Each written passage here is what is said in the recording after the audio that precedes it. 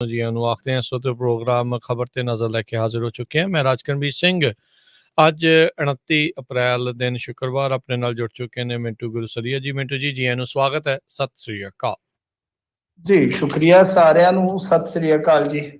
ਸਾਡੇ ਅੱਜ ਦੇ ਪ੍ਰੋਗਰਾਮ ਖਬਰ ਤੇ ਨਜ਼ਰ ਨੂੰ ਸਪਾਂਸਰ ਕਰਦੇ ਨੇ ਖਾਲਸਾ ਇੰਸ਼ੋਰੈਂਸ ਏਜੰਸੀ, ਜਿਨ੍ਹਾਂ ਦੇ ਕੋਲੋਂ ਤੁਸੀਂ ਹਰ ਇੱਕ ਤਰੀਕੇ ਦੀ ਇੰਸ਼ੋਰੈਂਸ ਕਰਵਾ ਸਕਦੇ ਹੋ। ਇੰਸ਼ੋਰੈਂਸ ਬਾਰੇ ਪਤਾ ਕਰਨ ਲਈ ਕਾਲ ਕਰ ਸਕਦੇ ਹੋ 408 272 2500 4082722500।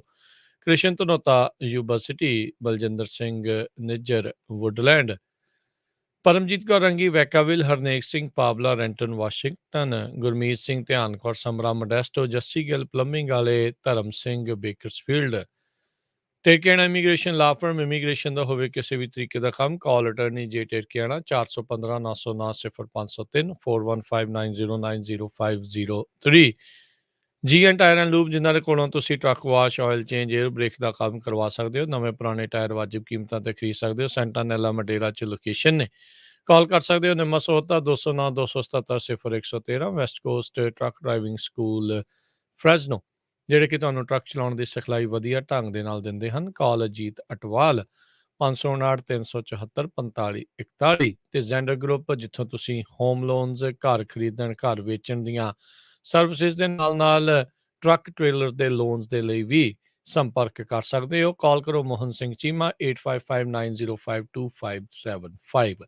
ਇਹਨਾਂ ਸਾਰਿਆਂ ਦਾ ਧੰਨਵਾਦ। ਜੇਕਰ ਤੁਸੀਂ ਜਾਂ ਕੋਈ ਹੋਰ ਕਾਰੋਬਾਰ ਇਸ ਪ੍ਰੋਗਰਾਮ ਨੂੰ ਸਪਾਂਸਰ ਕਰਨਾ ਚਾਹੁੰਦੇ ਹੋ, ਸੰਪਰਕ ਕਰ ਸਕਦੇ ਹੋ ਨੰਬਰ 408 722 7698 ਦੇ ਉੱਤੇ। ਮਿੰਟੂ ਜੀ, ਗੱਲਬਾਤ ਦਾ ਸਿਲਸਿਲਾ ਸ਼ੁਰੂ ਕਰਦੇ ਜਾਈਏ। ਪਟਿਆਲੇ ਦੇ ਵਿੱਚ ਟਕਰਾਅ ਹੋਇਆ ਆ, ਸ਼ਹਿਰ 'ਚ ਕਰਫਿਊ ਲੱਗਾ ਜੀ। ਮਿੰਟੂ ਜੀ ਆਵਾਜ਼ ਨਹੀਂ ਆ ਰਹੀ ਤੁਹਾਡੀ। जी शुक्रिया। हुण आ गई आवाज? जी आ रही है। हाँ बिल्कुल। देखो राजकरणवीर सिंह जी, जो ये क्लैश होया मंदभागा नहीं सी होना चाहिए, क्योंकि अमनो ईमान दे नाल इत्थे पंजाब दे विच सारे रहिंदे आ। पर गल ये आ कि कुछ बंदे तुहानूं पता ही है कि माहौल नूं हमेशा विगाड़ देण दी फिराक दे विच रहिंदे आ। उन्हां दे विचों कुछ हैगे आ शिव सैनिक, उन्हां ने कॉल दित्ती सी खालिस्तान मुर्दाबाद मार्च दी। अच्छा, उन्हां दा तर्क सीगा, पोस्टर वगैरह उन्होंने पहला ते अपना नंबर जारी कर दिता सीगा कि असीं पन्नू होरां दे खिलाफ ये सारा कुछ करना। पहली गल ते कि लॉजिकली जे वेख्या जावे कि भाई पन्नू होरी उत्थे किते पटियाला दे त्रिपड़ी बाजार च रहिंदे आ। तुसीं यूएस दा वीजा लै लो, जे वीजा नहीं मिलदा डोंकी ला लो, जाओ ते फिर तुसीं उन्हां दे नाल गल कर लो। ਇੱਥੇ ਕੋਈ ਕਾਲ ਦੇ ਦਿੱਤੀ, ਉਧਰੋਂ ਪਰਵਾਨਾ ਤੁਹਾਨੂੰ ਪਤਾ ਉਹ ਵੀ ਇਹਨਾਂ ਕੰਮਾਂ ਨੂੰ ਕਾਲੇ ਰਹਿੰਦੇ ਆ। ਉਹਨਾਂ ਨੇ ਆਖਿਆ ਅਸੀਂ ਕੱਢ ਨਹੀਂ ਦੇਣਾ, ਅਸੀਂ ਬਰਾਬਰ ਆਵਾਂਗੇ। ਅੱਛਾ, ਪ੍ਰਸ਼ਾਸਨ ਨੂੰ ਪਤਾ ਲੱਗ ਗਿਆ, ਉਹਨਾਂ ਨੇ ਜਾ ਕੇ ਕਹਿ ਵੀ ਦਿੱਤਾ ਸੀਗਾ ਕਿ ਅਸੀਂ ਬਰਾਬਰ ਆਵਾਂਗੇ, ਜਦੋਂ ਸਾਫ਼ ਸੀਗਾ ਕਿ ਦੋਵੇਂ ਧਿਰਾਂ, ਚਾਹੇ ਹੁਣ ਇਹਦੇ ਮਗਰ ਕਾਰਨ ਕੀ ਹੈ, ਵਜ੍ਹਾ ਕੀ ਹੈ, ਪਰ ਜਦੋਂ ਇਹ ਪਤਾ ਲੱਗ ਗਿਆ, ਸਾਫ਼ ਹੋ ਗਿਆ ਕਿ ਇਸ ਤਰ੍ਹਾਂ ਦਾ 29 ਅਪ੍ਰੈਲ ਨੂੰ ਮਾਰਚ ਕੱਢਿਆ ਜਾ ਸਕਦਾ ਹੈ ਤੇ ਕਲੈਸ਼ ਹੋ ਸਕਦਾ ਹੈ, ਕਿਉਂਕਿ ਇੱਕ ਮੈਸੇਜ ਇਸ ਤਰ੍ਹਾਂ ਦਾ ਜਾਂਦਾ। ਦੇਖੋ ਇਸ ਗੱਲ ਨੂੰ ਸਮਝਣਾ ਚਾਹੀਦਾ ਹੈ ਕਿ ਪਿੱਛੇ ਕਾਰਨ ਕੁਝ ਵੀ ਰਹਿ ਸਕਦੇ ਆ, ਕੋਈ ਬੰਦਾ ਕਿਸੇ ਗੇਮ ਦਾ ਹਿੱਸੇਦਾਰ ਹੋ ਸਕਦਾ ਹੈ, ਪਰੰਤੂ ਆਮ ਜਦੋਂ ਨੌਜਵਾਨ ਨੂੰ ਮੈਸੇਜ ਆਉਂਦਾ ਹੈ ਨਾ ਰਾਜਕਰਨਵੀਰ ਸਿੰਘ ਜੀ, ਇਹ ਚੀਜ਼ ਸਮਝਣ ਵਾਲੀ ਹੈ, ਤਾਂ ਉੱਥੇ ਇੱਕ ਲਲਕਾਰ ਬਣ ਜਾਂਦੀ ਹੈ। ਚਾਹੇ ਉਹ ਕੋਈ ਵੀ ਭਾਈਚਾਰਾ ਹੋਵੇ, ਧਰਮ ਵਿਸ਼ੇਸ਼ ਹੋਵੇ, ਤਾਂ ਉਹ ਕੌਮ ਨੂੰ ਲਲਕਾਰ ਬਣ ਜਾਂਦੀ ਹੈ। ਤਾਂ ਉੱਥੇ ਮਸਲਾ ਫਿਰ ਵਿਚਾਰਧਾਰਕ ਜਾਂ ਸਿਧਾਂਤਕ ਇਹਨਾਂ ਚੀਜ਼ਾਂ ਦਾ ਪਿੱਛੇ ਰਹਿ ਜਾਂਦਾ ਹੈ, ਮਾਮਲਾ ਜਿਹੜਾ ਫਿਰ ਜੀਣ ਮਰਨ ਤੇ ਆ ਜਾਂਦਾ। ਤੇ ਅੱਜ ਇਹੀ ਕੁਝ ਅਸੀਂ ਵੇਖਿਆ। ਹੁਣ ਤੁਸੀਂ ਕਿਉਂਕਿ ਹਲੇ ਮਾਰਨਿੰਗ ਚੋਂ ਤੁਹਾਨੂੰ ਸਾਰੀਆਂ ਵੀਡੀਓਜ਼ ਮਿਲਣੀਆਂ ਸਟਾਰਟ ਹੋ ਜਾਣੀਆਂ। ਸਵੇਰ ਤੋਂ ਦੋਵੇਂ ਧਿਰਾਂ ਤਲਵਾਰਾਂ ਲੈ ਕੇ ਤੇ ਮਾਰਾ ਮਾਰ, ਬਹੁਤ ਬੁਰਾ ਮਾਹੌਲ ਰਿਹਾ, ਜਿਵੇਂ ਆਪਾਂ ਕਹਿ ਲਈਏ ਉੱਥੇ ਸ਼ਹਿਰ ਦੇ ਵਿੱਚ। ਤਾਂ ਫਿਰ ਦੋਵੇਂ ਧਿਰਾਂ ਆਮੋ ਸਾਹਮਣੇ ਹੋ ਗਈਆਂ। ਹੁਣ ਜਦੋਂ ਪ੍ਰਸ਼ਾਸਨ ਨੂੰ ਪਤਾ ਸੀਗਾ ਕਿ ਦੋਵੇਂ ਧਿਰਾਂ ਆਮੋ ਸਾਹਮਣੇ ਹੋ ਸਕਦੀਆਂ, ਵੀ ਤੁਸੀਂ ਸ਼ਿਵ ਸੈਨਿਕਾਂ ਨੂੰ ਪਹਿਲਾਂ ਹੀ ਨਜ਼ਰਬੰਦ ਕਰ ਦਿਓ, ਉਹਨਾਂ ਨੂੰ ਨਜ਼ਰਬੰਦ ਕਰਕੇ ਇਹਨਾਂ ਨੂੰ ਭਰੋਸਾ ਦਿਵਾ ਦਿਓ ਕਿ ਇਹਨਾਂ ਨੂੰ ਅਸੀਂ ਮਾਰਚ ਨਹੀਂ ਕੱਢਣ ਦੇਣਾ, ਕਿਉਂਕਿ ਇਜਾਜ਼ਤ ਤੋਂ ਬਗੈਰ ਕੋਈ ਜਲੂਸ ਨਹੀਂ ਕੱਢਦੇ ਜੀ, ਕੋਈ ਜਲੂਸ ਨਹੀਂ ਕੱਢਦੇ ਮਾਰਚ ਤੋਂ ਬਗੈਰ। ਔਰ ਇਹ ਗੱਲ ਦੀ ਪੁਸ਼ਟੀ ਕੀਤੀ ਆ ਇਹਨਾਂ ਨੇ ਕਿ ਇਹਨਾਂ ਨੇ ਵਿਦਆਊਟ ਪਰਮਿਸ਼ਨ ਮਾਰਚ ਕੱਢਣਾ ਸਟਾਰਟ ਕੀਤਾ ਸੀਗਾ। ਜਦ ਤੁਸੀਂ ਉਹਨਾਂ ਨੂੰ ਪਰਮਿਟ ਨਹੀਂ ਕੀਤਾ, ਤੁਸੀਂ ਉਹਨਾਂ ਨੂੰ ਰਾਉਂਡ ਅਪ ਕਰ ਲੈਂਦੇ, ਹਿਰਾਸਤ 'ਚ ਲੈ ਲੈਂਦੇ, घर च नजरबंद कर देंदे।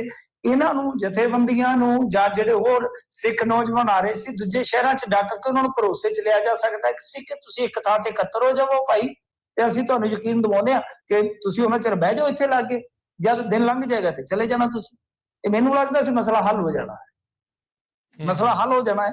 परंतु इत्थे बड़ी वड्डी कुताही रही प्रशासन की, फिर हत्थां पैरां दियां पै गईयां, पथराव होए काली मंदिर दे विच, जिद्दां कह लईए कि वो भज के वड़ गए शिव सैनिक, उस तो बाद पथराव होया।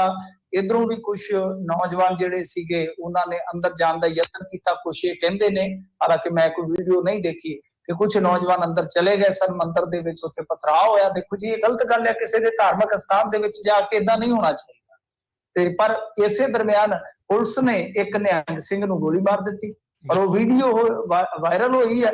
ANI दी वीडियो तुसी देखो है। पुलिस ने की वो बेचारा बिल्कुल खलोता है साइड ते, ऐ नीवा करके रिवाल्वर गोली मार दी। पट च 4 उंगला रिवाल्वर उत्ते हुंदा, ओदी बक्खी च वजनी सी। सो ये हुण बड़ा वड्डा है कि जे आपां देखीए भाजपा अकालियां दी जदों सरकार सी इस तरह सारा कुछ होया, आम आदमी पार्टी वालियां ने सब तो ज्यादा रौला पाया। कोटकपूरा गोली कांड ते तुहानूं पता ही है। तां अज हुण इह दस्सण कि किहदी इजाजत दे नाल ओह गोली चली है, और साफ तौर ते इत्थे कोई ड्यूटी मजिस्ट्रेट नहीं कोल, कोई लैना नहीं कोई देना नहीं, उस बंदे ने सीधी गोली मारी है। ये बड़ी हैरानगी वाली गल है। तो खैर मैं मुख्तसर अर्ज कर देना क्योंकि अज दिन कॉलां दा भी है ते मेरे ख्याल दे नाल इस मुतल्लक कॉलां भी खासियां आउणगीਆਂ।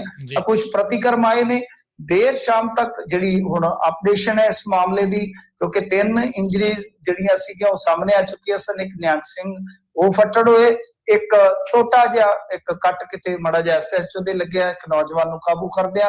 हालांकि मीडिया ने घटिया रोल अदा किया, जिस तरह रोल अदा किया जाता कि निहंगां ने गुट वट दिता, थानेदार दा फलान टमका, ऐसा कुछ नहीं होया। तां तीजी चीज जिहड़ी, और इस गल की पुष्टि प्रशासन ने खुद कर दी सी कि यह अफवाह है, तां मीडिया एडा घटिया रोल प्ले करेगा, मेरे ख्याल दे नाल ये भी अपने आप दे विच एक गल सोचण विचारन वाली है। इस तो इलावा जे देखिए तां देर शाम तक स्थिति जिहड़ी आ काबू हेठ आ गई सीगी। एक मेरे ख्याल दे नाल उधरों शिव सेना वाले या हिंदू भाईचारे दे व्यक्ति दे भी टक लगा पट ते, तां 3 जख्मी जिहड़े सीगे वो सामने आ चुके सन, जिहदे च पुलिस वाला कोई मामूली सी ते दूजे जिहड़े सीगे 2 फट्टड़ सन। तां हुण जिहड़ी अपडेशन है इस मामले दे विच कि लॉ एंड ऑर्डर नूं लैके भगवंत मान एक्शन चाहे, उन्होंने हाई लेवल की मीटिंग की, बहुत ज्यादा झिड़कां दित्तियां अफसरां नूं, और इत्थों तक खबरां आ रही ने कि शायद IG पद्धर दा जिहड़ा अधिकारी ਉਹਦੇ ते गाज भी डिग जाए। फिर नाल दी नाल मीटिंग तो बाद खबर आ गई कि इत्थे कर्फ्यू लग गया है। तां इस तो बाद ये खबर आ गई कि शिव सेना ने हरीश सिंगला, ये देखो टाई पई सी सिंगला दी ते परवाना दी जी, परवाना ਤਾਂ पता नहीं ਅੱਜ ਉਹ ਤਾਂ ਇੱਥੇ ਪਹੁੰਚਿਆ नहीं, ਸਿੰਗਲਾ ਜਿਹੜਾ ਸੀਗਾ ਉਹ ਪਹੁੰਚਿਆ ਹੋਇਆ ਸੀਗਾ ਆਪਣੀ ਧਿਰ ਲੈ ਕੇ, ਆਪਣਾ ਧੜਾ ਲੈ ਕੇ, ਤਾਂ ਉਹਨੂੰ ਉਹਦੀ ਪਾਰਟੀ ਨਹੀਂ ਕੱਢ ਦਿੱਤਾ ਪਾਰਟੀ ਚੋਂ। ਔਰ ਕਮਾਲ ਦੀ ਗੱਲ ਇਹ ਹੋਈ ਕਿ ਦੇਰ ਸ਼ਾਮ ਹਿੰਦੂ ਭਾਈਚਾਰੇ ਦੇ ਲੋਕਾਂ ਨੇ ਇਹ ਮੰਦਿਰ ਦੇ ਵਿੱਚ ਮੀਟਿੰਗ ਕਰ ਰਹੇ ਸੀ ਕਿ ਇਹਨਾਂ ਨੇ ਜਦੋਂ ਮੀਟਿੰਗ ਕਰਨੀ ਚਾਹੀ ਤੇ ਸਿੰਗਲਾ ਤੇ ਸਿੰਗਲਾ ਦਾ ਉਹਦਾ ਮੁੰਡਾ ਉੱਥੇ ਚਲੇ ਗਏ। ਦੱਸਦੇ ਆ ਕਿ ਇਹਨਾਂ ਨੇ ਇੱਕ ਆਗੂ ਦੇ ਚਪੇੜ ਕੱਢ ਮਾਰੀ ਤੇ ਉਸ ਤੋਂ ਬਾਅਦ ਫਿਰ ਉਹਨਾਂ ਨੇ ਚੰਗਾ ਇਹਦਾ ਕੋਟਾਪਾ ਕੀਤਾ ਹੈ। ਹਾਲਾਂਕਿ ਮਾੜੀ ਗੱਲ ਹੈ ਉਹਦੀ ਕਾਰ ਤੇ ਹਮਲਾ ਹੋਇਆ, ਪਰ ਇਹਨਾਂ ਨੇ ਆਖਿਆ ਸਾਰਾ ਬੇੜਾ ਗਰਕ ਕਰਨ ਵਾਲਾ ਇਨਸਾਨ ਹੈ, ਔਰ ਉਹਨਾਂ ਨੇ ਦੋਸ਼ ਲਾਇਆ ਕਿ ਪਰਵਾਨਾ ਤੇ ਮਿਲ ਕੇ ਖੇਡ ਰਹੇ ਨੇ, ਪਰ ਇਹ ਦੋਵੇਂ ਹੀ ਮਾਹੌਲ ਖਰਾਬ ਕਰਨ ਵਾਸਤੇ ਜ਼ਿੰਮੇਵਾਰ ਨੇ ਤੇ ਦੋਵਾਂ ਤੇ ਕੇਸ ਦਰਜ ਕਰਨਾ ਚਾਹੀਦਾ ਹੈ। ਤਾਂ ਉਹਨਾਂ ਨੇ ਕਿਹਾ ਕਿ ਸਾਡਾ ਭਾਈਚਾਰਾ ਜਿਹੜਾ ਬਹੁਤ ਵਧੀਆ ਭਾਈਚਾਰਾ ਸੀਗਾ, ਇਸ ਬੰਦੇ ਕਰਕੇ ਉਹ ਬਹੁਤ ਗਾਲਾਂ ਵੀ ਕੱਢ ਰਹੇ ਸਨ, ਗਰਮ ਸਨ, ਕਿ ਇਸ ਬੰਦੇ ਕਰਕੇ ਹੀ ਸਾਰਾ ਮਾਹੌਲ ਖਰਾਬ ਹੋਇਆ। तो फिर देर शाम तक ये खबरां जिहड़ियां आ गईयां। हुण एंड ते जिहड़ी खबर आ रही है, देखो खबरां होर भी आउणगीਆਂ इस मुतल्लक चलदियां रहणगीਆਂ, तुसीं बाज़ आख रखदे रहना। अच्छा, ਇਹਦੇ ਵਿੱਚ ਹੁਣ ਤਾਜ਼ਾ ਅਪਡੇਟ ਇਹ ਆ ਰਹੀ ਹੈ ਕਿ ਹਿੰਦੂ ਜਥੇਬੰਦੀਆਂ ਨੇ ਕੱਲ ਦਾ ਬੰਦ ਦਾ ਕਾਲ ਦਿੱਤਾ ਵਾ। ਤੇ ਦੂਜੀ ਗੱਲ ਜਿਹੜੀ ਹੈ, ਹੁਣ ਵੱਡੀ ਖਬਰ ਇਹ ਆ ਕਿ 7 ਵਜੇ ਤੋਂ ਹੁਣ 8:50 ਹੋ ਚੁੱਕੇ ਆ, ਯਾਨੀ 1 ਘੰਟਾ 50 ਮਿੰਟ ਪਹਿਲਾਂ ਤੋਂ ਪਟਿਆਲਾ 'ਚ ਕਰਫਿਊ ਲਾ ਦਿੱਤਾ ਗਿਆ ਹੈ। ਸਵੇਰ ਤੱਕ ਕਰਫਿਊ ਹੋਏਗਾ ਤੇ ਸਵੇਰ ਤੋਂ ਬਾਅਦ ਇਹ ਕਾਲ ਵਗੈਰਾ ਜਿਹੜੀ ਆ ਗਈ ਹੈ। ਤਾਂ ਕੁੱਲ ਮਿਲਾ ਕੇ ਮਾਹੌਲ ਜਿਹੜਾ ਸੈਂਸਿਟਿਵ ਰਿਹਾ ਸਾਰਾ ਦਿਨ, ਤੇ ਅਖੀਰ ਦੇ ਵਿੱਚ ਦੇਰ ਸ਼ਾਮ ਅੱਛੀ ਖਬਰ आई कि स्थिति ਹੁਣ ਕਾਬੂ ਹੇਠ ਹੈ। बस ਹੁਣ ਤੇ ਇਹੀ है कि जिवें अजीज नवील ने कहा, सिख तख्ती अमन के पैगाम की टांग दीजिए ऊंची मीनारों के बीच, ਕਿ ਪਟਿਆਲੇ ਜਿਹੜੇ ਉੱਚੇ ਉੱਚੇ ਮਹਿਲ ਨੇ ਇਹਨਾਂ ਦੇ ਵਿੱਚ ਪੈगाम ਜਿਹੜਾ अमन ਦਾ ਉਹ ਲੱਗ ਜਾਣਾ ਚਾਹੀਦਾ, क्योंकि अमन हर शख्स की जरूरत है, इसलिए अमन से मोहब्बत है। अमन होना चाहिए। ਅਸੀਂ ਤੇ ਬੜੇ ਗੰਭੀਰ ਸੰਕਟ ਚੋਂ ਲੰਘ ਰਹੇ ਆ। ਪੰਜਾਬੀ ਤੁਹਾਨੂੰ ਪਤਾ ਸਾਡੇ ਨਾਲ ਕਿਸ ਤਰ੍ਹਾਂ ਦੇ ਵਤੀਰੇ ਅਖਤਿਆਰ ਕਰੀ ਬੈਠੇ ਆ। ਸਾਨੂੰ ਤਾਂ ਇੱਕ ਦੀ ਲੋੜ ਆ ਇਸ ਟਾਈਮ ਜੋ ਸਾਡੇ ਨਾਲ ਚੱਲ ਰਿਹਾ ਵਾ। ਪਰ ਖੈਰ ਚਲੋ ਦੋਵਾਂ ਧਿਰਾਂ ਨੂੰ ਸੋਚਣਾ ਚਾਹੀਦਾ, ਕਿਸੇ ਇੱਕ ਧਿਰ ਤੇ ਸੋਚਿਆ ਨਹੀਂ। फजा ये अमन व अमान की सदा रखे कायम, सुनो ये फर्ज तुम्हारा भी है, ये फर्ज हमारा भी। जी जी जी। अगली मिंटू जी गल करिए बिजली संकट। मालविंदर सिंह कंग ने केंद्र ते निशाना साधिया। देखो ਇਹਨਾਂ ਨੇ ਕੇਂਦਰ ਤੇ ਨਿਸ਼ਾਨਾ ਸਾਧਿਆ ਹੈ। ਰਾਜ ਕਰਨਵੀਰ ਸਿੰਘ ਜੀ, ਆਪਾਂ ਮੇਰੇ ਖਿਆਲ ਦੇ ਨਾਲ ਪੰਜਾਬੀ ਰੇਡੀਓ USA ਨੂੰ ਇਸ ਗੱਲ ਦਾ ਫਖਰ ਵੀ ਹੋਣਾ ਚਾਹੀਦਾ ਤੇ ਕ੍ਰੈਡਿਟ ਵੀ ਜਾਂਦਾ ਕਿ ਅਸੀਂ ਲਗਾਤਾਰ 1.5 ਸਾਲ ਤੋਂ ਜਾਂ 2 ਸਾਲ ਤੋਂ ਪਹਿਲਾਂ ਹੀ ਕਹਿਣਾ ਸਟਾਰਟ ਕਰ ਦਿੱਤਾ ਸੀਗਾ ਕਿ ਪਾਵਰ ਕ੍ਰਾਈਸਿਸ ਆਏਗਾ। ਅਸੀਂ ਬਹੁਤ ਲੰਮੇਰੇ ਸਮੇਂ ਤੋਂ ਇਹ ਗੱਲ ਜਿਹੜੀ ਆ ਕਰਦੇ ਆਏ ਤੇ ਵਾਰ-ਵਾਰ ਕਰਦੇ ਆਏ ਆ। ਅੱਜ ਸੰਕਟ ਜਿਹੜਾ ਆ ਗਿਆ ਉਹਦੇ ਕਾਰਨ ਕੁਝ ਵੀ ਰਹਿਣ। ਰਾਜ ਕਰਨਵੀਰ ਸਿੰਘ ਜੀ, ਸਾਡੀ ਰਾਜਨੀਤੀ ਦੀ ਇਹ ਦੁਖਾਂਤਕ ਕਹਾਣੀ ਹੈ ਕਿ ਇਹਨਾਂ ਨੇ ਜਿੱਤੇ ਮੰਨ ਲਓ ਜਿੱਤ ਗਏ ਤੇ ਸਿਰੇ ਵਾਸਤੇ ਸਿਰ ਫਸਾ ਦੇਣਾ ਕਿ ਮੇਰਾ ਬਣਦਾ, ਤੇ ਜੇ ਹਾਰ ਗਏ ਤਾਂ ਫਿਰ ਇਹਨਾਂ ਨੇ ਅਗਲੇ ਨੂੰ ਫੜ ਕੇ ਗਿੱਚਿਓ ਕਹਿਣਾ ਕਿ ਆਪਦੇ ਸਿਰ ਇਹ ਸਿਰਾ ਪਵਾਲਾ ਹਾਰ। ਆਹੀ ਚੱਲਦਾ ਹੈ। Blame game, claim game, claim blame. मतलब कि जे जित गए तो क्लेम कर देना, जे फस गए तो फिर ब्लेम दे देना। आइयो गेम। अच्छा ये कहते जी केंद्र ने कर दिता, चन्नी सरकार तो ये नहीं होया, मतलब कि तत्थ सार कहानी दा है। पर मैं ना तुहानू एक चीज दसदा, बेशक ठीक है गल कि 40% एतकी इजाफा होया बिजली दे विच, ਤਾਂ ਇਸ ਟਾਈਮ ਸਾਡੀ ਜਿਹੜੀ ਕੱਲ ਜਦੋਂ ਇਹਨਾਂ ਨੇ ਪ੍ਰੈਸ ਕਾਨਫਰੰਸ ਕੀਤੀ ਸੀ ਬਿਜਲੀ ਮੰਤਰੀ ਨੇ 7700 ਮੈਗਾਵਾਟ ਸਾਡੀ ਡਿਮਾਂਡ ਸੀਗੀ। ਪਰ 2019 ਵਿੱਚ 28 ਅਪ੍ਰੈਲ ਨੂੰ ਹੀ ਸਾਡੀ ਡਿਮਾਂਡ ਜਿਹੜੀ ਉਹ 6800 ਮੈਗਾਵਾਟ ਸੀ। ਤਾਂ ਤੁਸੀਂ ਆਪ ਹੀ ਅੰਦਾਜ਼ਾ ਲਾ ਲਓ ਕਿ 3 ਸਾਲ ਪਹਿਲਾਂ ਤੁਹਾਡੀ ਡਿਮਾਂਡ ਇੰਨੀ ਸੀਗੀ, ਕੋਵਿਡ ਵਾਲੇ ਛੱਡ ਦਿਓ ਵਿੱਚੋਂ, ਤਾਂ ਬਈ 1000 ਮੈਗਾਵਾਟ ਤਾਂ ਨੈਚੁਰਲੀ ਹੈ ਕਿ ਗਰਮੀ ਵੱਧ ਗਈ ਤਾਂ ਜਾਂ AC ਵੱਧ ਗਿਆ ਤਾਂ ਟਿਊਬਵੈਲ ਛੇਤੀ ਚੱਲ ਗਿਆ ਤਾਂ ਉਹ ਇੰਨਾ ਖਿਸਾਫਾ ਹੋਏਗਾ। ਪਰ ਗੱਲ ਕੀ ਹੈ ਕਿ ਤੁਸੀਂ ਆਪਣੀ ਗਲਤੀ ਮੰਨਣੀ ਨਹੀਂ। ਸਵੇਰ ਦੀ ਗੱਲ ਤੁਹਾਨੂੰ ਸੁਣਾਣਾ ਮੈਂ। ਸਵੇਰ ਤੀਕ ਜਿਹੜਾ ਇਹਨਾਂ ਦਾ Punjab generation real time data ਸੀਗਾ, ਤਾਂ ਕੁੱਲ ਮਿਲਾ ਕੇ ਇਹਨਾਂ ਦਾ ਜਿਹੜਾ ਮਤਲਬ ਕਿ ਲਾ ਲਓ ਕਿ ਡਿਮਾਂਡ ਦਾ ਜਿਹੜਾ ਫਿਗਰ ਸੀਗਾ, ਜਿਵੇਂ ਮੈਂ ਕਿਹਾ ਕਿ ਸਵੇਰੇ ਤੜਕੇ ਉਹ 7000 ਮੈਗਾਵਾਟ ਦਾ ਸੀ, ਤੇ ਖੁਦ ਇਹ 7000 ਮੈਗਾਵਾਟ ਪੈਦਾ ਕਰ ਸਕਦੇ ਨੇ। ਇਹਨਾਂ ਦੇ ਕੋਲ ਟੋਟਲ ਇੰਨੀ ਕਿਤੇ ਨਾ ਕਿਤੇ ਕਹਿ ਲਓ ਕਿ ਹੈ, ਇਹਨਾਂ ਕੋਲ ਇੰਨੀ ਯੋਗਤਾ ਹੈ ਕਿ 7000 ਮੈਗਾਵਾਟ 6 ਤੋਂ 7000 ਮੈਗਾਵਾਟ ਉਤਪਾਦਨ ਕਰਦੇ ਆ। ਪਰ ਹੋ ਕੀ ਰਿਹਾ ਹੈ ਕਿ ਜਿਹੜਾ ਤਲਵੰਡੀ ਸਾਬੋ ਵਾਲਾ ਹੈ ਜਿਹਦੇ 3 ਯੂਨਿਟ ਹੈ 660 ਵਾਲੇ, ਤਾਂ ਟੋਟਲ ਕਿੰਨਾ ਹੋ ਗਿਆ 660 ਤੀਆ 1980, ਤਾਂ ਉਤਪਾਦਨ ਕਿੰਨਾ ਦੇ ਰਿਹਾ ਸੀ 605 ਮੈਗਾਵਾਟ। ਤਾਂ ਮਤਲਬ ਕਿ 1346 ਜਿਹੜਾ ਬਣਦਾ ਹੈ ਰਾਜਪੁਰੇ ਦਾ, ਉਹਦਾ ਉਤਪਾਦਨ ਤੇ ਠੀਕ ਹੈ, ਠੀਕ ਠਾਕ ਹੈ। ਵੈਸੇ ਉਹਦਾ ਹੋਰ ਬਣਦਾ 1400 ਬਣਦਾ, 1346 ਦੇਈ ਜਾਂਦਾ। ਪਰ GVK ਉਹਦਾ ਗੋਇੰਦਵਾਲ ਵਾਲਾ ਜਿਹੜਾ ਹੈਗਾ ਵਾ ਥਰਮਲ, ਉਹਦੇ 2 ਯੂਨਿਟ ਹੈ 270 ਵਾਲੇ, 540 ਟੋਟਲ ਹੋ ਗਿਆ, ਤੇ ਉਹ ਦੇ ਰਿਹਾ 244 ਮੈਗਾਵਾਟ। ਤਾਂ ਯਾਨੀ ਕਿਸੇ ਪਾਸੇ ਤੁਸੀਂ ਗੱਲ ਨੂੰ ਮੰਨੋ ਤੇ ਸਹੀ ਕਿ ਭਾਈ ਰੌਲਾ ਤੇ ਇਸ ਗੱਲ ਦਾ ਆ ਕਿ ਤੁਹਾਡੇ ਨਿੱਜੀ ਥਰਮਲ ਪੂਰੀ ਕਪੈਸਿਟੀ ਤੇ ਚੱਲ ਹੀ ਨਹੀਂ ਰਹੇ। ਕਿਉਂ? ਕਿਉਂਕਿ ਇਹ ਖਰਾਬ ਹੋ ਗਿਆ ਸੀ ਤਲਵੰਡੀ ਸਾਬੋ ਵਾਲਾ। ਹੁਣ ਇਸ ਗੱਲ ਦਾ ਤਾਂ ਦੇਖੋ ਤੁਸੀਂ 1.5 ਮਹੀਨੇ ਤੋਂ ਲਗਭਗ ਸੱਤਾ ਚੋਂ, ਤਾਂ ਥਰਮਲਾਂ ਦੀ ਮੇਨਟੇਨੈਂਸ ਵਗੈਰਾ ਤੇ ਤਾਂ ਤੁਸੀਂ ਚੈੱਕ ਕਰ ਸਕਦੇ ਹੋ ਨਾ। ਜਦ ਤੱਕ ਕਹੋ ਕਿ ਉਹਨਾਂ ਨੇ ਬਿਲਕੁਲ ਕੋਲਾ ਨਹੀਂ ਦਿੱਤਾ, ਸਾਡੇ ਹੱਥ ਖੜੇ ਕੋਲਾ ਹੈ ਨਹੀਂਗਾ ਬਈ। ਸੋ ਇਸ ਕਰਕੇ ਸਾਰੀ ਗੱਲ, ਹਾਲਾਂਕਿ ਮੈਂ ਕਹਿ ਦਿੰਦਾ ਕਿ ਨਰਿੰਦਰ ਮੋਦੀ ਸਰਕਾਰ ਨੇ ਬਹੁਤ ਘਟੀਆ ਰੋਲ ਪਲੇ ਕੀਤਾ ਇਸ ਮਾਮਲੇ ਦੇ ਵਿੱਚ, ਕਿਉਂਕਿ ਤੁਹਾਨੂੰ ਪਤਾ ਸੀਗਾ ਕਿ 20 ਤੇ 21 ਦੇ ਵਿੱਚ ਉਦਯੋਗਿਕ ਗਤੀਵਿਧੀਆਂ ਜਿਹੜੀਆਂ ਪ੍ਰਭਾਵਿਤ ਹੋਈਆਂ ਕੋਵਿਡ ਕਰਕੇ, 22 ਚੋਂ ਫੁੱਲ ਸਪੀਡ ਨਾਲ ਚੱਲਣ ਗਿਆ ਤਾਂ ਸਾਨੂੰ ਕੋਲਾ ਜਿਹੜਾ ਜ਼ਿਆਦਾ ਸਪਲਾਈ ਕਰਨਾ ਪਏਗਾ। ਗਰਮੀ ਵੀ ਅਗੇਤੀ ਆ ਗਈ ਤੇ ਤੁਹਾਨੂੰ ਅਕਤੂਬਰ ਨਵੰਬਰ ਦੇ ਵਿੱਚ ਸੰਕੇਤ ਮਿਲ ਗਏ ਸਨ ਕਿ ਕੋਲਾ ਸੰਕਟ ਆ ਗਿਆ, ਤਾਂ ਫਿਰ ਤੁਸੀਂ ਉਹ 6-7 ਮਹੀਨੇ ਕਿਉਂ ਜਾਈ ਗਵਾਏ। ਹਾਲਾਂਕਿ ਅੱਜ ਇਹਨਾਂ ਨੇ ਖੂਹ ਪੱਟੇ ਤੋਂ ਕਹਿ ਲਓ ਕਿ ਜਿਵੇਂ ਕਹਿੰਦੇ ਹੁੰਦੇ ਨਾ ਕਿ ਅੱਗ ਲੱਗੀ ਤੋਂ ਖੂਹ ਪੱਟਣ ਵਾਲੀ ਗੱਲ ਆ, ਖੂਹ ਪੱਟੇ ਤੋਂ ਕਹਿ ਦਿੱਤਾ ਕਿ ਅਸੀਂ ਦੇਖੋ ਜੀ 42 ਟ੍ਰੇਨਾਂ ਰੱਦ ਕਰਕੇ ਤੇ ਕੋਲਾ ਨਿਕਾਸੀ ਕੀਤਾ ਹੋਇਆ ਜਿਹੜਾ ਉਹਨੂੰ ਪਹੁੰਚਾਉਣ ਦਾ ਯਤਨ ਕਰਾਂਗੇ। ਪਰ ਲੇਟ ਹੋ ਗਿਆ। ਪਰ ਇਧਰੋਂ ਸਾਨੂੰ ਵੀ ਜਿਹੜੇ ਮਿਲੇ ਨੇ ਸੱਤਾਧਾਰੀ ਉਹ ਪਿਛਲੀਆਂ ਪਾਰਟੀਆਂ ਵਾਲੇ ਮਿਲੇ ਆ, ਕਲੇਮ ਤੇ ਬਲੇਮ। ਜੀ ਜੀ ਜੀ। ਅਗਲੀ ਗੱਲ ਕਰੀਏ, ਜਿਸ ਕੋਲੋਂ ਕਬਜ਼ਾ ਛੁਡਾਇਆ ਉਹ ਆਪ ਦਾ ਹੀ ਲੀਡਰ ਕੈਪਟਨ ਦੀ ਪਾਰਟੀ ਨੇ ਇਹ ਦਾਵਾ ਕਰਤਾ। ਬਿਲਕੁਲ ਸੱਚੋ ਸੱਚੀ ਗੱਲ ਹੈ ਜੀ। ਦੇਖੋ ਇਹਨਾਂ ਨੇ ਕੱਲ 29 ਕਿੱਲੇ ਜ਼ਮੀਨ ਜਾ ਕੇ ਛਡਾਈ ਸੀਗੀ, ਬਿਲਕੁਲ ਸਿਸਵਾ ਤੇ ਸੁਖ ਵਿਲਾਸ ਦੇ ਵਿਚਾਲੇ ਆ। ਜ਼ਮੀਨ ਵੀ ਵੇਖੋ ਕਿਹੜੇ ਟਿਕਾਣੇ ਦੀ ਹੈ।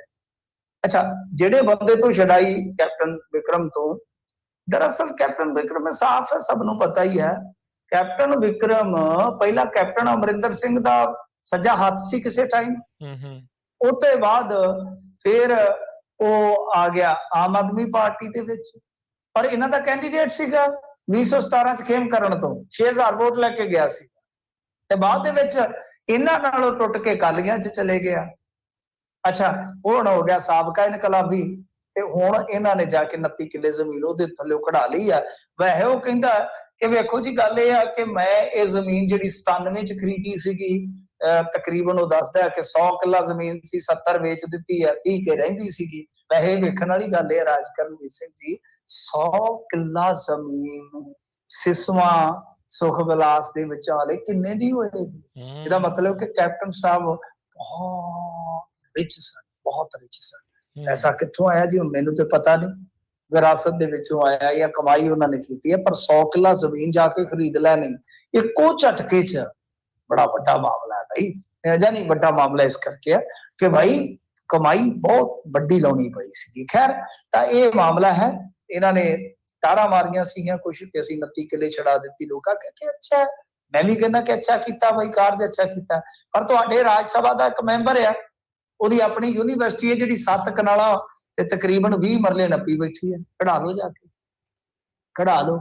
ਉਹ ਪਾਉਣ ਆਈ ਆ, ਵੀ ਪਾਉਣ ਆਈ ਆ ਕਿ ਕੌਣ ਆਈ ਆ? ਪਾਉਣ ਆਈ ਆ ਹੰਸਰਾਜ ਹੰਸ, ਫਕੀਰ ਆ ਜੀ ਮੈਂ, ਫਕੀਰ ਆਂਦੇ ਆ ਕਿ ਉਹਦੇ ਮੁੰਡਿਆਂ ਕੋਲ ਵੀ ਹੈ ਤਕਰੀਬਨ 20 ਏਕੜ, ਲੈ ਲਓ ਭਾਈ ਜਾ ਕੇ। ਇਸ ਕਰਕੇ ਇਹ ਬਹੁਤ ਰਸੂਖਦਾਰਾਂ ਕੋਲੇ। ਹੁਣ ਵੇਖਣਾ ਇਹ ਆ ਕਿ ਜਦੋਂ ਇਹ ਪੇਚਾ ਲੜ ਗਿਆ ਹੁਣ ਸੋਹਣੇ ਸੱਜਣਾ ਦੇ ਨਾਲ, ਕਿ ਕੀ ਲਿਹਾਜ਼ ਕੀਤਾ ਜਾਂਦਾ ਆ ਕਿ ਜਾਂ ਇੱਕ ਸਾਰ ਹੀ ਇਹ ਸੁਹਾਗਾ ਫੇਰਿਆ ਜਾਊਗਾ ਸਭ ਤੇ, ਉਹ ਦੇਖਦੇ ਆ। ਪਰ ਕੁਲਦੀਪ ਸਿੰਘ ਧਾਲੀਵਾਲ ਜਿਹੜੇ ਸਾਡੇ ਪੰਚਾਇਤ ਮੰਤਰੀ ਆ, ਖਾਸੀ ਉਹਨਾਂ ਦੀ ਸਲਾਹਤ ਹੋ ਰਹੀ ਹੈ। ਸਲਾਹਤ ਹੋਣੀ ਵੀ ਚਾਹੀਦੀ ਹੈ ਕਿ ਕਬਜ਼ਾ ਆਪ ਲੈ ਰਹੇ ਆ ਜਾ ਕੇ। ਜੀ ਜੀ ਜੀ ਜੀ। ਅਗਲੀ ਮਿੰਟੂ ਜੀ ਗੱਲ ਕਰੀਏ, ਗੁਰਮੀਤ ਰਾਮ ਰਹੀਮ ਨੇ ਮੁੜ ਜੇਲ੍ਹ ਤੋਂ ਚਿੱਠੀ ਭੇਜੀ ਆ। ਦੇਖੋ, ਚਿੱਠੀਆਂ ਹੀ ਭੇਜਣੀਆਂ ਹੋ ਰਹੇ ਨੇ ਉੱਥੋਂ ਜੇਲ੍ਹ ਦੇ ਵਿੱਚੋਂ, ਗੁਲਾਬ ਦੇ ਫੁੱਲ ਤੇ ਭੇਜਣ ਹੋ ਰਿਹਾ। ਖੈਰ, ਇਹਨੇ ਸੰਦੇਸ਼ ਭੇਜਿਆ, ਕਹਿੰਦਾ ਕਿ ਸਾਈਂ ਸ਼ਾਹ ਮਸਤਾਨਾ ਜੀ ਨੇ ਸੱਚੇ ਸੌਦੇ ਦਾ ਬੀਜ ਬੋਇਆ ਤੇ ਸ਼ਾਹ ਸਤਨਾਮ ਨੇ ਇਸ ਨੂੰ ਸਿੰਚਿਆ। ਇਹ ਤਾਂ ਬਈ ਬਹੁਤ ਵਾਕਈ ਸਤਿਕਾਰਯੋਗ ਬੰਦੇ ਸਨ। ਪਰ ਉਸ ਤੋਂ ਬਾਅਦ ਜੋ ਹੋਇਆ ਡੇਰੇ ਦਾ ਉਹ ਸਭ ਨੂੰ ਪਤਾ ਹੀ ਹੈ। ਅੱਗੋਂ ਮੈਨੂੰ MSG ਦੇ ਤੌਰ ਤੇ ਜਨਤਾ ਦੇ ਵਿੱਚ ਕਰ ਰਿਹਾ ਕਿ ਇਸ ਨੂੰ ਰੁੱਖ ਬਣਾਉਣ ਦਾ ਜਿੰਮਾ ਸੌਂਪਿਆ। ਉਹ ਸੇਵਾਦਾਰ ਸਨ, ਲੋਕਾਈ ਵਾਸਤੇ ਕੰਮ ਕੀਤਾ ਤੇ ਅੱਗੋਂ MSG ਆ ਜਾਂਦਾ ਹੈ। ਹੁਣ ਤੁਸੀਂ MSG ਸਮਝ ਲਓ ਕਿ ਕੌਣ ਹੈ। ਇਸ ਲਈ ਸਾਧ ਸੰਗਤ ਉਹ ਜੋ ਕਹਿ ਰਿਹਾ, ਇਸ ਲਈ ਸਾਧ ਸੰਗਤ ਮੈਂ ਬੇਨਤੀ ਕਰਦਾ ਕਿ ਕਿਸੇ ਦੀਆਂ ਗੱਲਾਂ ਵਿੱਚ ਆਉਣ ਦੀ ਜ਼ਰੂਰਤ ਨਹੀਂ। ਵੀ ਮਤਲਬ ਕਿ ਗੁਰੂ ਮੈਂ ਹੀ ਰਵਾਂਗਾ। ਪਿਛਲੇ ਦਿਨੀ ਚਰਚਾ ਸੀ ਕਿ ਇਹਦਾ ਟੱਬਰ ਜਾ ਰਿਹਾ ਵਾ ਬਾਹਰਲੇ ਮੁਲਕ। ਇਸ ਗੱਲ ਦੀ ਪੁਸ਼ਟੀ ਵੀ ਕੀਤੀ ਸੀ ਇੱਕ ਚਿੱਠੀ ਦੇ ਵਿੱਚ। ਤੇ ਗੱਲਾਂ ਇਹ ਛਿੜੀਆਂ ਸਨ ਕਿ ਕਿਤੇ ਨਾ ਕਿਤੇ ਡੇਰੇ ਦੀ ਮੈਨੇਜਮੈਂਟ ਨੂੰ ਲੈ ਕੇ ਬਈ ਆਪਸ ਦੇ ਵਿੱਚ ਖਿੱਚਤਾਨ ਹੈ। ਹਾਲਾਂਕਿ ਇਹ ਨਿਰੰਤਰ ਜਿਹੜੇ ਡੇਰਾ ਪ੍ਰਬੰਧਕ ਨੇ ਨਿਰੰਤਰ ਇਸ ਗੱਲ ਦਾ ਖੰਡਨ ਮੰਡਨ ਕਰਦੇ ਰਹੇ ਕਿ ਨਹੀਂ ਐਸਾ ਕੁਛ ਨਹੀਂ। ਤਾਂ ਚਰਚਾ ਇਹ ਚੱਲ ਪਈ ਕਿ ਜਿਹੜਾ ਇਹਦਾ ਟੱਬਰ ਜਾ ਰਿਹਾ ਬਾਹਰ, ਬਾਲ ਬੱਚਾ ਬਾਹਰ ਜਾ ਰਿਹਾ ਵਾ, ਕਿਤੇ ਨਾ ਕਿਤੇ ਇਹ ਹਨੀਪ੍ਰੀਤ ਤੇ ਇਹਦੇ ਟੱਬਰ ਦੀ ਆਪੋ ਵਿੱਚ ਦੀ ਖਿੱਚਤਾਨ ਦਾ ਨਤੀਜਾ ਹੈ। ਤਾਂ ਫਿਰ ਉਸ ਤੋਂ ਬਾਅਦ ਇਹ ਹੁਣ ਸਫਾਈ ਆਈ ਆ, ਕਿਉਂਕਿ ਕੁਝ ਲੋਕ ਇਹ ਮੰਨ ਕੇ ਚੱਲ ਰਹੇ ਸਨ ਕਿ ਡੇਰੇ ਤੇ ਇਸ ਟਾਈਮ ਬਿਲਕੁਲ ਹਨੀਪ੍ਰੀਤ ਹਾਵੀ ਹੈ ਤੇ ਬਹੁਤ ਜਲਦੀ ਉਹਨੂੰ ਗੱਦੀ ਦਿੱਤੀ ਜਾ ਸਕਦੀ ਹੈ। ਤਾਂ ਕੁੱਲ ਮਿਲਾ ਕੇ ਜੋ ਇਸ ਵੇਲੇ ਚਰਚੇ ਚੱਲਦੇ ਪਏ ਸਨ, ਲੋਕ ਕਿਆਫੇ ਲਾ ਰਹੇ ਸੀ, ਤਾਂ ਮੇਰੇ ਖਿਆਲ ਦੇ ਨਾਲ ਕਿਤੇ ਨਾ ਕਿਤੇ ਉਹਨਾਂ ਤੇ ਵਿਰਾਮ ਲਾਉਣ ਲਈ, ਉਹਨਾਂ ਤੇ ਵਿਸ਼ਰਾਮ ਲਾਉਣ ਲਈ ਇਹ ਸਾਰੀ ਗੱਲ ਜਿਹੜੀ ਹੈ ਉਹ ਕਹੀ ਗਈ ਆ। ਖੈਰ ਚਲੋ, ਆਪਣੇ ਵੱਲੋਂ ਕੋਈ ਉੱਥੇ ਬਹਿ ਜਾਵੇ, ਅਸੀਂ ਕੀ ਲੈਣਾ ਆ। ਇਹ ਤਾਂ ਉਹਨਾਂ ਵਾਸਤੇ ਆ ਜਿਨ੍ਹਾਂ ਦੀ ਬਈ ਇੱਥੇ ਆਸਥਾ ਹੈਗੀ। ਜੀ। ਅਗਲੀ ਗੱਲ ਕਰੀਏ, ਪਤੀ ਪਤਨੀ ਨੇ ਧਰਨਾਕਾਰੀਆਂ ਦੇ ਉੱਤੇ ਕੁੱਟਮਾਰ ਤੇ ਗੱਡੀ ਭੰਨਣ ਦੇ ਦੋਸ਼ ਲਾਏ। ਗੱਲ ਇਸ ਤਰ੍ਹਾਂ ਆ ਕਿ ਭਗਵੰਤ ਮਾਨ ਦੇ ਖਿਲਾਫ ਇਹ ਮੁਜ਼ਾਹਰੇ ਸ਼ੁਰੂ ਹੋਏ ਨੇ ਅੱਜ। ਇੱਕ ਤੇ ਪਟਿਆਲੇ ਵਾਲਾ ਮਸਲਾ ਹੋ ਗਿਆ, ਉਸ ਤੋਂ ਬਾਅਦ ਕਿਸਾਨਾਂ ਨੇ ਵੀ ਧਰਨੇ ਰੱਖੇ ਹੋਏ ਸਨ ਬਿਜਲੀ ਦੀ ਸਪਲਾਈ ਨੂੰ ਲੈ ਕੇ, ਹੂੰ, ਕਿਉਂਕਿ ਹੂੰ। ਦੇਖੋ ਜਦੋਂ ਜ਼ਾਰਾ ਜੀ ਗੱਲ ਆ ਕਿ ਘਰਾਂ ਨੂੰ ਬਿਜਲੀ ਨਹੀਂ ਮਿਲ ਰਹੀ, 24 ਘੰਟੇ ਵਾਲੀ ਜਿਹੜੀ ਸਪਲਾਈ ਆ ਉਹ 4 ਘੰਟੇ ਆ ਰਹੀ ਆ, ਤਾਂ ਫਿਰ ਜਿਹੜੀ 8 ਘੰਟੇ ਖੇਤੀ ਸੈਕਟਰ ਨੂੰ ਬਿਜਲੀ ਦੇਣ ਦੀ ਗੱਲ ਕੀਤੀ ਜਾਂਦੀ ਆ, ਉਹ ਤੇ ਫਿਰ ਆਣੀ ਕਿੱਥੋਂ ਸੀਗੀ। ਤਾਂ ਇਸ ਕਰਕੇ ਕਿਸਾਨ ਜਥੇਬੰਦੀਆਂ ਔਰ ਜਿਹੜੀ ਪੰਨੂ ਬੰਧੇਰ ਹੋਰਾਂ ਵਾਲੀ ਜਥੇਬੰਦੀ ਆ, ਕਿਸਾਨ ਮਜ਼ਦੂਰ ਸੰਘਰਸ਼ ਕਮੇਟੀ, ਮਾਝੇ ਵਾਲੀ ਕਮੇਟੀ ਜਿਹਨੂੰ ਹੂੰ, ਆਪਾਂ ਹੂੰ। ਕਹਿ ਦਿੰਦੇ ਆ, ਜਥੇਬੰਦੀ ਕਹਿ ਦਿੰਦੇ ਆ, ਉਹ ਤੇ ਨਾਕੇ ਨੂਕੇ ਤੋੜ ਕੇ ਮੰਤਰੀ ਦੀ ਕੋਠੀ ਦੇ ਲਵੇ ਪਹੁੰਚ ਗਏ ਸਨ, ਬਿਲਕੁਲ ਲਾ ਕੇ ਪਹੁੰਚ ਗਏ ਸਨ। ਇਸ ਤੋਂ ਇਲਾਵਾ ਹੋਰ ਵੀ ਵੱਖ-ਵੱਖ ਥਾਵਾਂ ਤੇ ਕੁਝ ਰੋਡ ਜਿਹੜੇ ਬਲੌਕ ਕੀਤੇ ਗਏ ਸਨ। ਤਾਂ ਇਸ ਦਰਮਿਆਨ ਇਹ ਘਟਨਾ ਵਾਪਰੀ ਹੈ। ਇਹ ਹੈਗੀ ਆ ਘਟਨਾ ਜਿਹੜਾ ਇਧਰੋਂ ਬਰਨਾਲਾ ਚੰਡੀਗੜ੍ਹ ਰੋਡ ਹੈ, ਇੱਥੋਂ ਇੱਕ ਗੱਡੀ ਜਾ ਰਹੀ ਸੀ ਧਰਨਾਕਾਰੀ, ਜਦੋਂ ਤਪਾ ਇੱਕ ਮੰਡੀ ਹੈ ਛੋਟੀ ਜੀ, ਹੂੰ, ਹੂੰ। ਤਾਂ ਉੱਥੇ ਜਦੋਂ ਧਰਨਾਕਾਰੀ ਬੈਠੇ ਸਨ ਤਾਂ ਇਹ ਪੰਗਾ ਪੈ ਗਿਆ। ਇਹ ਕਹਿ ਰਹੇ ਆ ਮੀਆਂ ਬੀਬੀ, ਕਹਿ ਰਹੇ ਆ ਕਿ ਭਾਈ ਇਹਨਾਂ ਨੇ ਸਾਡੀ ਗੱਡੀ ਤੋੜ ਦਿੱਤੀ, ਮਿਸਬਿਹੇਵ ਕੀਤਾ, ਤੇ ਉਹ ਕਹਿੰਦੇ ਆ ਕਿ ਇੱਕ ਗੱਡੀ ਨੂੰ ਇਹਨਾਂ ਨੇ ਲੰਘਾ ਦਿੱਤਾ ਸੀ, ਜਦੋਂ ਅਸੀਂ ਜਾਣ ਦਾ ਯਤਨ ਕੀਤਾ ਤਾਂ ਇਹਨਾਂ ਨੇ ਮਿਸਬਿਹੇਵ ਕੀਤਾ, ਗੱਡੀ ਤੋੜ ਦਿੱਤੀ, ਸਾਨੂੰ ਬਾਹਰ ਕੱਢ ਕੇ ਕੁੱਟਿਆ। ਹਾਲਾਂਕਿ ਦੂਜੇ ਪਾਸੇ ਧਰਨਾਕਾਰੀਆਂ ਨੇ ਦੱਸਿਆ ਕਿ ਪਤੀ ਪਤਨੀ ਧੱਕੇ ਨਾਲ ਗੱਡੀ ਲੰਘਾਉਣਾ ਚਾਹੁੰਦੇ ਸੀ, ਤੇ ਜਦ ਇਹਨਾਂ ਨੇ ਗੱਡੀ ਲੰਘਾਉਣ ਦਾ ਯਤਨ ਕੀਤਾ ਉਹ ਕਿਸੇ ਕਾਰਕੁਨ ਤੇ ਚੜ ਗਈ, ਸੋ ਇਹਦਾ ਸਿੱਟਾ ਨਿਕਲਿਆ। ਵੇਖੋ ਇਹ ਗੱਲ ਮੈਂ ਤੇ ਸਮਝਦਾ ਕਿ ਠੀਕ ਨਹੀਂ ਹੈ। ਪਹਿਲੀ ਗੱਲ ਇਹ ਆ ਕਿ ਤਪਦੀ ਧੁੱਪ ਦੇ ਵਿੱਚ ਸੜਕ ਤੇ ਬਹਿਣ ਨੂੰ ਕਿਹਦਾ ਜੀ ਕਰਦਾ ਰਾਜਕਰਨ ਸਿੰਘ। ਹੂੰ, ਹੂੰ, ਹੂੰ। ਮੈਂ ਤੁਹਾਨੂੰ ਦੱਸਿਆ ਜਿੱਦਾਂ ਆਪਾਂ ਸ਼ੁਰੂ ਚ ਗੱਲ ਕਰ ਰਹੇ ਸਾਂ ਆਫ ਏਅਰ, ਕਿ ਟੈਂਪਰੇਚਰ ਉਰੇ ਇੱਥੇ ਇੰਨਾ ਆ ਕਿ ਧੂੰ ਨਿਕਲਦਾ ਹੈ, ਧੂੰ ਜਿਹਨੂੰ ਆਪਾਂ ਕਹਿ ਲਈਏ। ਤਾਂ ਜੀ। ਸੜਕ ਤੇ ਬੈਠਣਾ ਕਿਸੇ ਦਾ ਸ਼ੌਂਕ ਥੋੜੀ ਹੋ ਸਕਦਾ। ਔਰ ਦੂਜੀ ਗੱਲ ਹੈ ਕਿ ਜੇ ਕਿਸੇ ਨੂੰ ਜ਼ਰੂਰੀ ਵੀ ਹੈ, ਇੰਨੀ ਕੁ ਦਰਿਆ ਦੇ ਲਈ ਵਹਾ ਦੇਣੀ ਚਾਹੀਦੀ ਹੈ। ਜੇ ਕਿਸੇ ਦਾ ਟੱਬਰ ਆ ਜਾਂ ਉਹਨਾਂ ਨੂੰ ਦੇਖੋ, ਮੈਂ ਜਿੰਨਾ ਕੋਈ ਇਸ ਰੋਡ ਤੋਂ ਵੱਖ-ਵੱਖ, ਕਿਉਂਕਿ ਚੰਡੀਗੜ੍ਹ ਪਟਿਆਲਾ ਅਸੀਂ ਇੱਧਰ ਹੀ ਜਾਂਦੇ ਹਾਂ, ਕਈ ਵਾਰ ਲੱਗਾ ਹੁੰਦਾ ਧਰਨਾ, ਕਈ ਵਾਰ ਮਜਬੂਰੀ ਹੁੰਦੀ ਹੈ, ਕਿਸੇ ਦੀ ਜ਼ਰੂਰਤ ਹੁੰਦੀ ਹੈ, ਤਾਂ ਪਿੰਡਾਂ ਵਿੱਚ ਦੀ ਆਮ ਹੀ ਸੜਕਾਂ ਮਿਲ ਜਾਂਦੀਆਂ, ਤੁਹਾਨੂੰ ਟਾਈਮ ਕੁਛ ਨਹੀਂ ਲੱਗਦਾ ਰਾਜਕਰਮਵੀਰ ਸਿੰਘ ਜੀ। ਹਾਲਾਂਕਿ ਹੂੰ। ਮੈਂ ਕਹਿੰਦਾ ਕਿ ਛੇਤੀ ਕੀਤੇ ਰੋਡ ਬਲੌਕ ਨਹੀਂ ਹੋਣੇ ਚਾਹੀਦੇ, ਖਾਸ ਤੌਰ ਤੇ ਗਰਮੀ ਦੇ ਮੌਸਮ ਦੇ ਵਿੱਚ। ਪਰ ਜੇ ਹੋ ਵੀ ਗਿਆ, ਠੀਕ ਹੈ, ਸਰਕਾਰ ਦੇਖੇ ਜਾਂ ਜਿਹੜੇ ਲੀਡਰ ਨੇ ਉਹ ਦੇਖਣ, ਪਰ ਜੇ ਬੰਦਾ ਚਾਹੇ ਤਾਂ 5-10 ਮਿੰਟ ਦਾ ਹੀ ਸਮਾਂ ਲੱਗਦਾ, ਆਸੇ ਪਾਸੋਂ ਗੱਡੀ ਕੱਢ ਕੇ ਬੰਦਾ ਫਿਰ ਸੜਕ ਤੇ ਚੜ ਜਾਂਦਾ। ਖੈਰ ਜੋ ਵੀ ਹੋਇਆ ਮੰਦਭਾਗਾ, ਜਿਹਨੇ ਵੀ ਪਹਿਲ ਕੀਤੀ ਆ ਜਾਂ ਗਲਤੀ ਕੀਤੀ ਆ, ਮਾੜੀ ਗੱਲ ਆ, ਐਸਾ ਨਹੀਂ ਹੋਣਾ ਚਾਹੀਦਾ, ਕਿਉਂਕਿ ਸੰਘਰਸ਼ਾਂ ਦੇ ਨਾਲ ਹੀ ਲੋਕ ਆ ਤੇ ਲੋਕਾਂ ਦੇ ਨਾਲ ਹੀ ਸੰਘਰਸ਼, ਤੇ ਦੋਵੇਂ ਨਾਲੋਂ ਨਾਲ ਚੱਲਣੇ ਚਾਹੀਦੇ। ਇਸ ਤਰ੍ਹਾਂ ਦੇ ਪਾਟਕ ਸਾਹਮਣੇ ਨਹੀਂ ਆਉਣੇ ਚਾਹੀਦੇ। ਜੀ, ਜੀ, ਬਿਲਕੁਲ। ਅਗਲੀ ਗੱਲ ਕਰੀਏ, ਮੰਤਰੀ ਪੁੱਤਰ ਦੀਆਂ ਜੇਲ੍ਹ ਵਿੱਚ ਮੌਜਾਂ ਹੀ ਮੌਜਾਂ। ਹਾਂਜੀ, ਚੱਕ ਮੌਜਾਂ ਹੀ ਮੌਜਾਂ। ਦੇਖੋ ਇਹ ਮੰਤਰੀ ਪੁੱਤ ਕੌਣ ਹੈ ਜੇਲ੍ਹ ਦੇ ਵਿੱਚ, ਸਭ ਨੂੰ ਪਤਾ, ਲਖੀਮਪੁਰ ਕਾਂਡ ਦਾ ਜਿਹੜਾ ਦੋਸ਼ੀ ਆ ਆਸ਼ੀਸ਼, ਤਾਂ ਉਹਦੀ ਮੌਜ ਦੀ ਇਸ ਵੇਲੇ ਜਿਹੜੀ ਹੈ ਨਿਊਜ਼ ਆ ਰਹੀ ਹੈ। ਦੱਸਦੇ ਆ ਇੱਕ ਬਹੁਤ ਵੱਡੇ ਅਖਬਾਰ ਨੇ ਦਾਅਵਾ ਕੀਤਾ ਹੈ ਕਿ ਇਹਨੂੰ ਜਿਹੜੀ ਬੈਰਕ ਦੇ ਵਿੱਚ ਰੱਖਿਆ ਗਿਆ, ਇਹਦਾ ਵੀ ਸਾਡੇ ਨੂੰ ਧੂੰਆਂ ਨਿਕਲਦਾ ਪਿਆ ਗਰਮੀ ਨਾਲ। ਇੱਕ ਨਹੀਂ ਦੋ ਨਹੀਂ, ਅਖੇ ਇੱਕ ਨਹੀਂ ਦੋ ਉਹ ਵੀ ਚੋਪੜੀਆਂ, ਇਹਨੂੰ 4 ਕੂਲਰ ਲਾ ਕੇ ਦਿੱਤੇ ਗਏ ਨੇ। ਹਾਏ ਗਰਮੀ, ਹਾਏ ਗਰਮੀ, ਜਿਵੇਂ ਕਹਿੰਦੇ ਨਾ, ਕਦੇ ਆਏ ਤੇ ਕਦੇ ਜਾਏ ਬਿਜਲੀ, ਲੋਕੀ ਕਹਿੰਦੇ ਹਾਏ ਬਿਜਲੀ, ਹਾਏ ਬਿਜਲੀ, ਤਾਂ ਉੱਥੇ 4 ਕੂਲਰ ਲਾਏ ਹੋਏ ਨੇ। ਹਾਂ, ਮਤਲਬ ਕਿ ਠੰਡੀਆਂ ਹਵਾਵਾਂ, ਕਹਿੰਦੇ ਫੇਰ ਵੀ ਆਸ਼ੀਸ਼ ਕਹਿੰਦਾ ਹਾਏ, ਹਾਏ ਗਰਮੀ, ਹਾਏ ਗਰਮੀ। ਤੇ ਨਾਲ 3 ਟਾਈਮ ਖਾਣਾ ਘਰ ਤੋਂ ਆ ਰਿਹਾ ਹੈ, ਸਵੇਰੇ ਮੱਖਣ, ਬ੍ਰੈਡ ਤੇ ਸਾਰਾ ਕੁਛ, ਫਿਰ ਦੁਪਹਿਰ ਦੀ ਰੋਟੀ, ਫਿਰ ਆਥਣ ਦੀ ਰੋਟੀ, ਮੌਜਾਂ ਹੀ ਮੌਜਾਂ ਹੋ ਗਈਆਂ ਨਾ।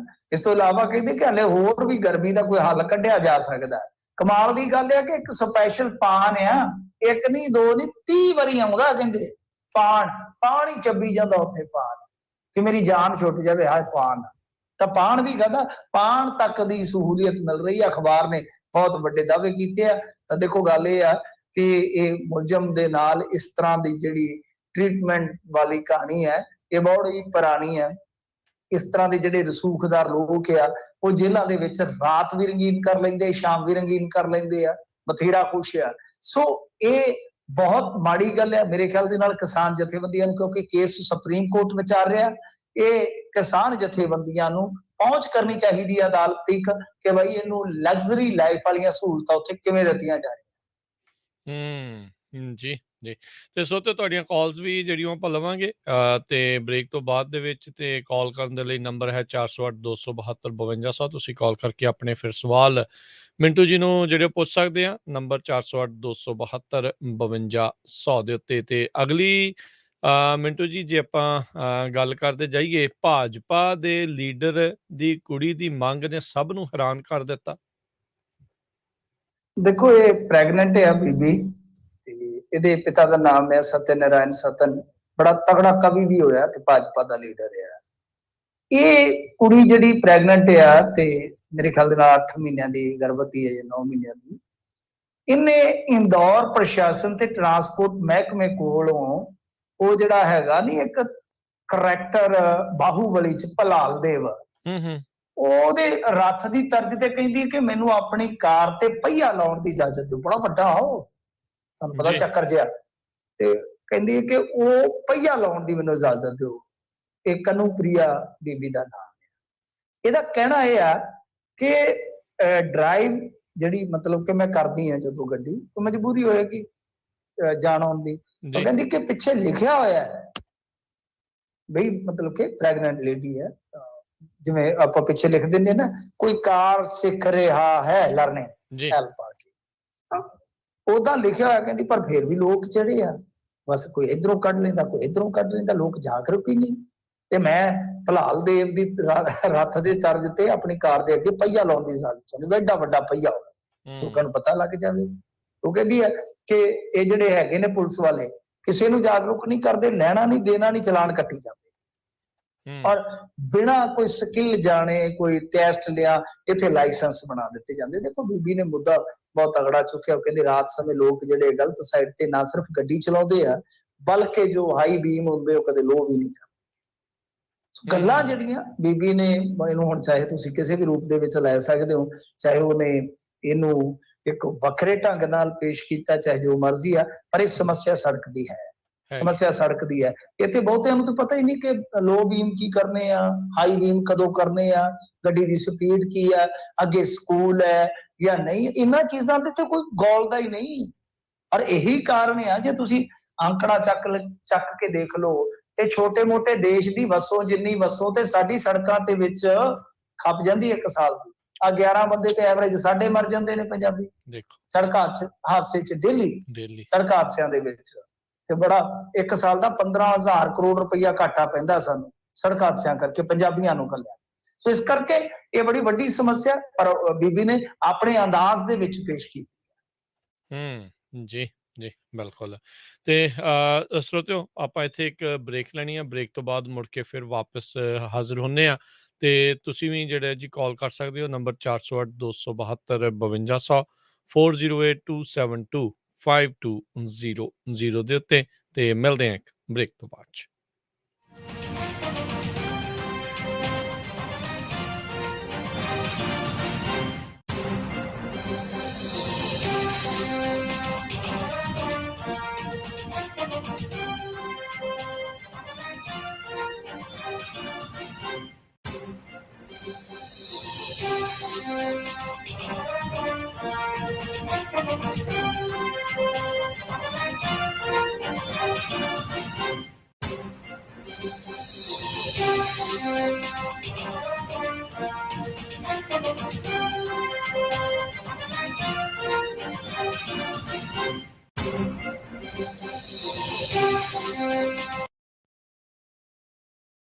ਤੁਸੀਂ ਸੁਣ ਰਹੇ ਹੋ Punjabi radio USA KWRU Fresno 1300 AM, KLHC Bakersfield 1350 AM, KOBO Yuba City 1450 AM, KIIT Sacramento 1470 AM, KCVR Lodi Stockton 1570 AM।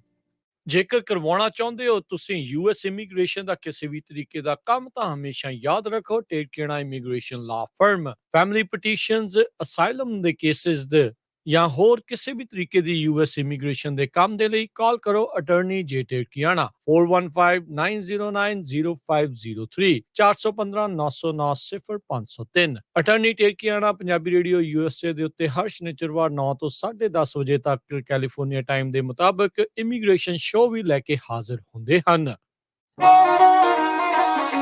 ਆਪਣੇ ਬਿਜ਼ਨਸ ਤੇ ਕਾਰੋਬਾਰ ਨੂੰ ਹੋਰ ਵਧਾਓ। ਪੰਜਾਬੀ ਰੇਡੀਓ ਯੂਐਸਏ ਤੇ ਆਪਣੀ ਐਡ ਚਲਾਓ। ਡਿਜੀਟਲ ਪ੍ਰਮੋਸ਼ਨ, ਮੈਟ੍ਰੀਮੋਨੀਅਲ ਤੇ ਹਰ ਤਰ੍ਹਾਂ ਦੀ ਐਡ ਲਗਵਾਓ। ਨਵੇਂ ਕਸਟਮਰਜ਼ ਲਈ ਖਾਸ ਪ੍ਰਮੋਸ਼ਨਲ ਆਫਰਜ਼। ਸੰਪਰਕ ਕਰੋ 408 272 5200। ਅੱਜ ਹੀ ਕਾਲ ਕਰੋ 4082725200। ਲਾਈਫ ਇੰਸ਼ੋਰੈਂਸ ਪਰਿਵਾਰ ਪ੍ਰਤੀ ਜ਼ਿੰਮੇਵਾਰੀ ਦਾ ਅਹਿਸਾਸ।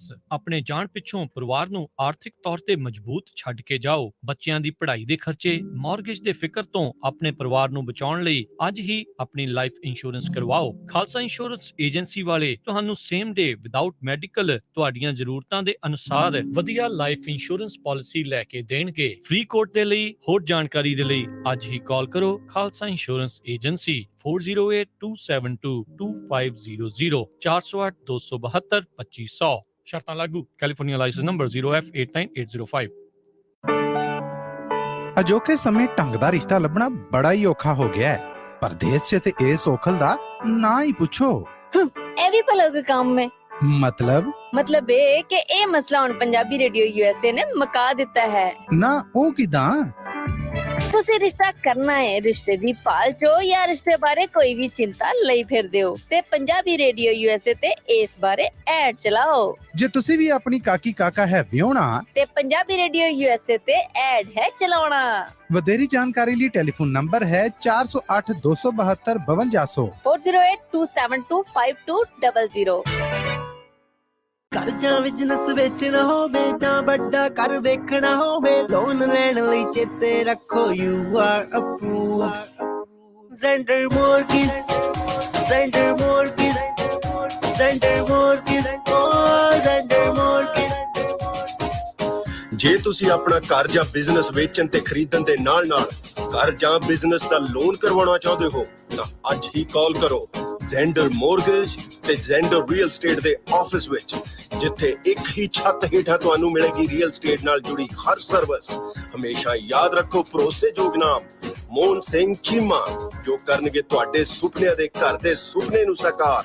ਉਹਨਾਂ ਦਾ ਨੰਬਰ ਹੈ 559 825 5555, NMLS ID 698952, DRE number 020671197. All loans are subject to credit and underwriting approval. Zender Mortgage, Zender Mortgage।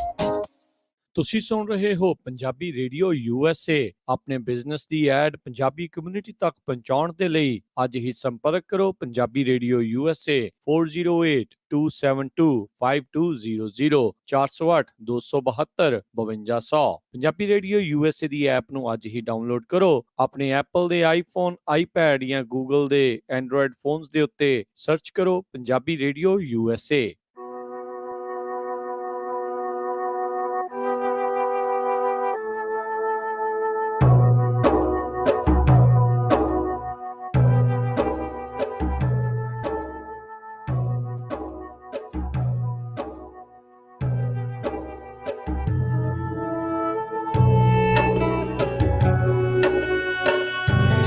Khalsa insurance agency. ਤੁਸੀਂ ਸੁਣ ਰਹੇ ਹੋ ਪੰਜਾਬੀ ਰੇਡੀਓ ਯੂਐਸਏ।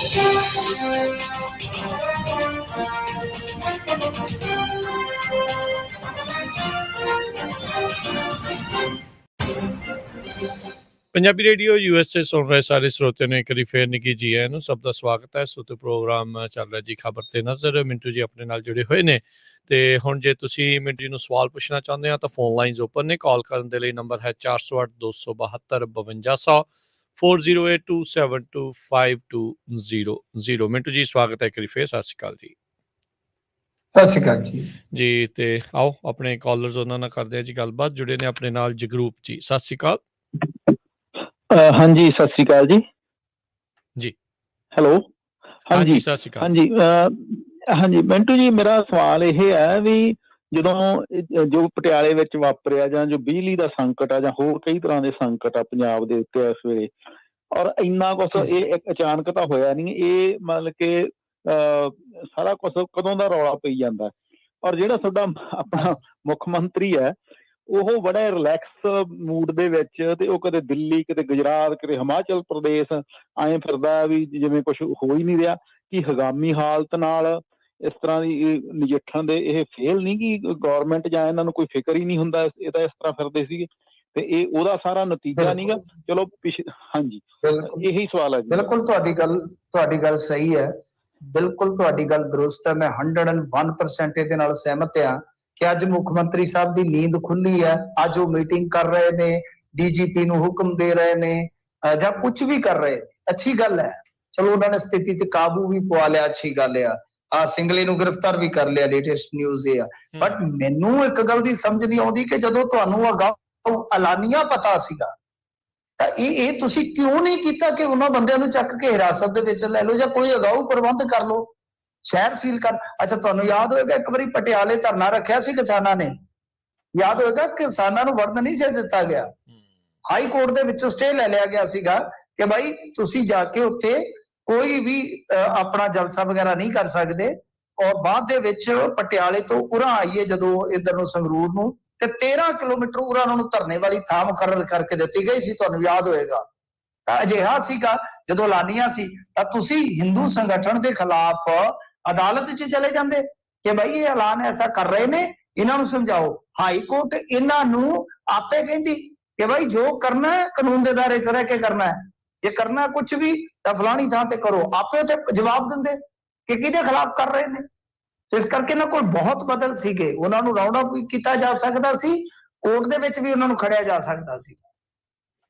ਜੀ ਜੀ ਤੇ ਸੋ ਤਾਂ ਤੁਸੀਂ ਵੀ ਜੇ ਸਵਾਲ ਪੁੱਛਣਾ ਚਾਹੁੰਦੇ ਹੋ, ਫੋਨ ਲਾਈਨ ਹੈ। ਕਾਲ ਕਰਨ ਦੇ ਲਈ ਨੰਬਰ ਹੈ 408 272 5200 4082725200। ਗਗਨਦੀਪ ਜੀ। ਹਾਂਜੀ ਭਾਜੀ, ਦੋਨਾਂ ਵੀਰਾਂ ਨੂੰ ਸਤਿ ਸ੍ਰੀ ਅਕਾਲ ਜੀ। ਸਤਿ ਸ਼੍ਰੀ ਅਕਾਲ ਜੀ। ਸਤਿ ਸ੍ਰੀ ਅਕਾਲ। ਹਾਂਜੀ ਭਾਜੀ, ਮੈਂ ਛੋਟੀਆਂ ਦੋ ਗੱਲਾਂ ਪੁੱਛਣੀਆਂ ਸੀ। ਚਲੋ ਪਹਿਲੀ ਗੱਲ, ਥੋੜੇ ਕੁ ਦਿਨ ਪਹਿਲਾਂ ਮੈਂ ਸੁਣਿਆ ਸੀ, ਕਹਿੰਦੇ ਸੀ ਵੀ ਮਜੀਠੀਆ ਸਾਹਿਬ ਨੇ ਉੱਥੇ ਸ਼ਾਇਦ ਹਾਈ ਕੋਰਟ ਚਲਾਈ ਸੀ ਵੀ ਕੋਈ ਅਪੀਲ ਵਗੈਰਾ ਵੀ ਉਹਨਾਂ ਦੀ ਜਾਨ ਨੂੰ ਖਤਰਾ ਵਾ ਜੇਲ੍ਹ 'ਚ। ਵੀ ਮੈਨੂੰ ਇੱਕ ਗੱਲ ਸਮਝ ਨਹੀਂ ਆਉਂਦੀ ਵੀ ਜਦੋਂ ਇਹ ਨੇਤੇ ਆਪ ਜੇਲ੍ਹ 'ਚ ਜਾਂਦੇ ਆ, ਇਹਨਾਂ ਦੀ ਜਾਨ ਨੂੰ ਖਤਰਾ ਹੋ ਜਾਂਦਾ, ਵੀ ਜਿਹੜੇ ਆਮ ਪਬਲਿਕ ਵਿਚਾਰੀ ਜਾਂਦੀ ਆ ਉਹਨਾਂ ਨੂੰ ਕਦੇ ਨਹੀਂ ਗੈਂਗਸਟਰਾਂ ਤੋਂ ਜਾਂ ਦੂਜਿਆਂ ਤੋਂ ਖਤਰਾ ਹੁੰਦਾ। ਵੀ ਜਦੋਂ ਤੁਸੀਂ ਸੱਤਾ 'ਚ ਉਦੋਂ ਤੋਂ ਤੁਸੀਂ ਆਪ ਉਹਨਾਂ ਨੂੰ ਸਪੋਰਟ ਕਰਦੇ ਆ, ਤੇ ਜਦੋਂ ਤੁਸੀਂ ਜੇਲ੍ਹ 'ਚ ਆ ਜਾਂ ਕੁਛ ਏਦਾਂ ਦਾ ਹੁੰਦਾ ਫਿਰ ਤੁਹਾਨੂੰ ਜਾਨ ਦਾ ਖਤਰਾ ਹੋ ਜਾਂਦਾ ਜੀ। ਹਾਂਜੀ ਭਾਜੀ। Thank you. ਉਹ ਤਾਂ ਦੇਖੋ ਕੋਰਟ ਦੇ ਵਿੱਚ ਕੋਈ ਵੀ ਜਾ ਸਕਦਾ, ਕਿਉਂਕਿ ਜਿਹੜਾ ਕਸਟਡੀ 'ਚ ਹੁੰਦਾ ਨਾ ਭਾਈ ਸਾਹਿਬ, ਉਹ ਬੰਦਾ ਕੋਰਟ ਦਾ ਕੈਦੀ ਹੁੰਦਾ ਹੈ। ਤਾਂ ਜੇ ਉਹਨੂੰ ਲੱਗਦਾ ਹੈ ਕੋਈ ਵੀ ਹੈ, ਚਾਹੇ ਮੈਂ, ਚਾਹੇ ਤੁਸੀਂ ਹੋ, ਚਾਹੇ ਕੋਈ ਵੀ VIP ਹੈ, ਤਾਂ ਉਹ ਕੋਰਟ ਦੇ ਕੋਲ ਗੁਹਾਰ ਲਾ ਸਕਦਾ। ਉਹਦੇ ਕੋਲ ਕਾਨੂੰਨੀ ਰਾਈਟ ਹੈ, ਉਹਨੂੰ ਆਪਾਂ ਰੱਦ ਨਹੀਂ ਕਰ ਸਕਦੇ। ਔਰ ਇਹ ਦੇਖੋ ਇਹ ਚੀਜ਼ਾਂ ਨੇ, VIP ਤਾਂ ਬਈ ਹੁਣ ਜਿਹੜਾ ਚੁਣਿਆ ਹੋਇਆ ਵਿਧਾਇਕ ਆ ਜਾਂ ਸਾਬਕਾ ਵਿਧਾਇਕ ਆ, ਉਹ ਜਾਂ ਪੁਲਿਸ ਅਫਸਰ ਆ, ਤਾਂ ਮਾਫ ਕਰਨਾ, ਉੱਥੇ ਉਹਦੀ ਐਕਸਟਰਾ ਸਿਕਿਉਰਿਟੀ ਤੇ ਜਿਹੜੀ ਹੈ ਉਹਦਾ ਅਰੇਂਜਮੈਂਟ ਕੀਤਾ ਜਾਂਦਾ। ਨਹੀਂ, ਉਹ ਗੱਲ ਸਾਰੀ ਸਹੀ ਆ, ਪਰ ਮੈਂ ਉਦਾਂ ਕਹਿੰਦਾ ਵੀ ਜਦੋਂ ਤੁਸੀਂ ਸੱਤਾ 'ਚ ਹੁੰਦੇ ਆ ਉਦੋਂ ਤਾਂ ਤੁਸੀਂ ਸੋਚਦੇ ਨੇ ਵੀ ਆਮ ਪਬਲਿਕ ਦੀ ਵੀ ਸੇਫਟੀ ਓਨੀ ਜ਼ਰੂਰੀ ਆ ਨਾ ਵੀ ਜਿੰਨੀ ਤੁਹਾਡੀ ਜ਼ਰੂਰੀ ਆ ਨਾ। ਹਾਂਜੀ ਹਾਂਜੀ ਜੀ ਥੈਂਕ ਯੂ ਜੀ ਗਗਨ ਜੀ, ਥੈਂਕ ਯੂ ਜੀ। ਹਾਂਜੀ ਭਾਈ, ਥੈਂਕ ਯੂ, ਮਿਹਰਬਾਨੀ ਜੀ। ਆਪਣੇ ਅਗਲੇ ਕਾਲਰ ਨੇ ਜੋਗਾ ਸਿੰਘ ਜੀ। ਜੋਗਾ ਸਿੰਘ ਜੀ, ਸਤਿ ਸ੍ਰੀ ਅਕਾਲ। ਪੂਰੀ ਸਤਿ ਸ੍ਰੀ ਅਕਾਲ। ਸਤਿ ਸ਼੍ਰੀ ਅਕਾਲ।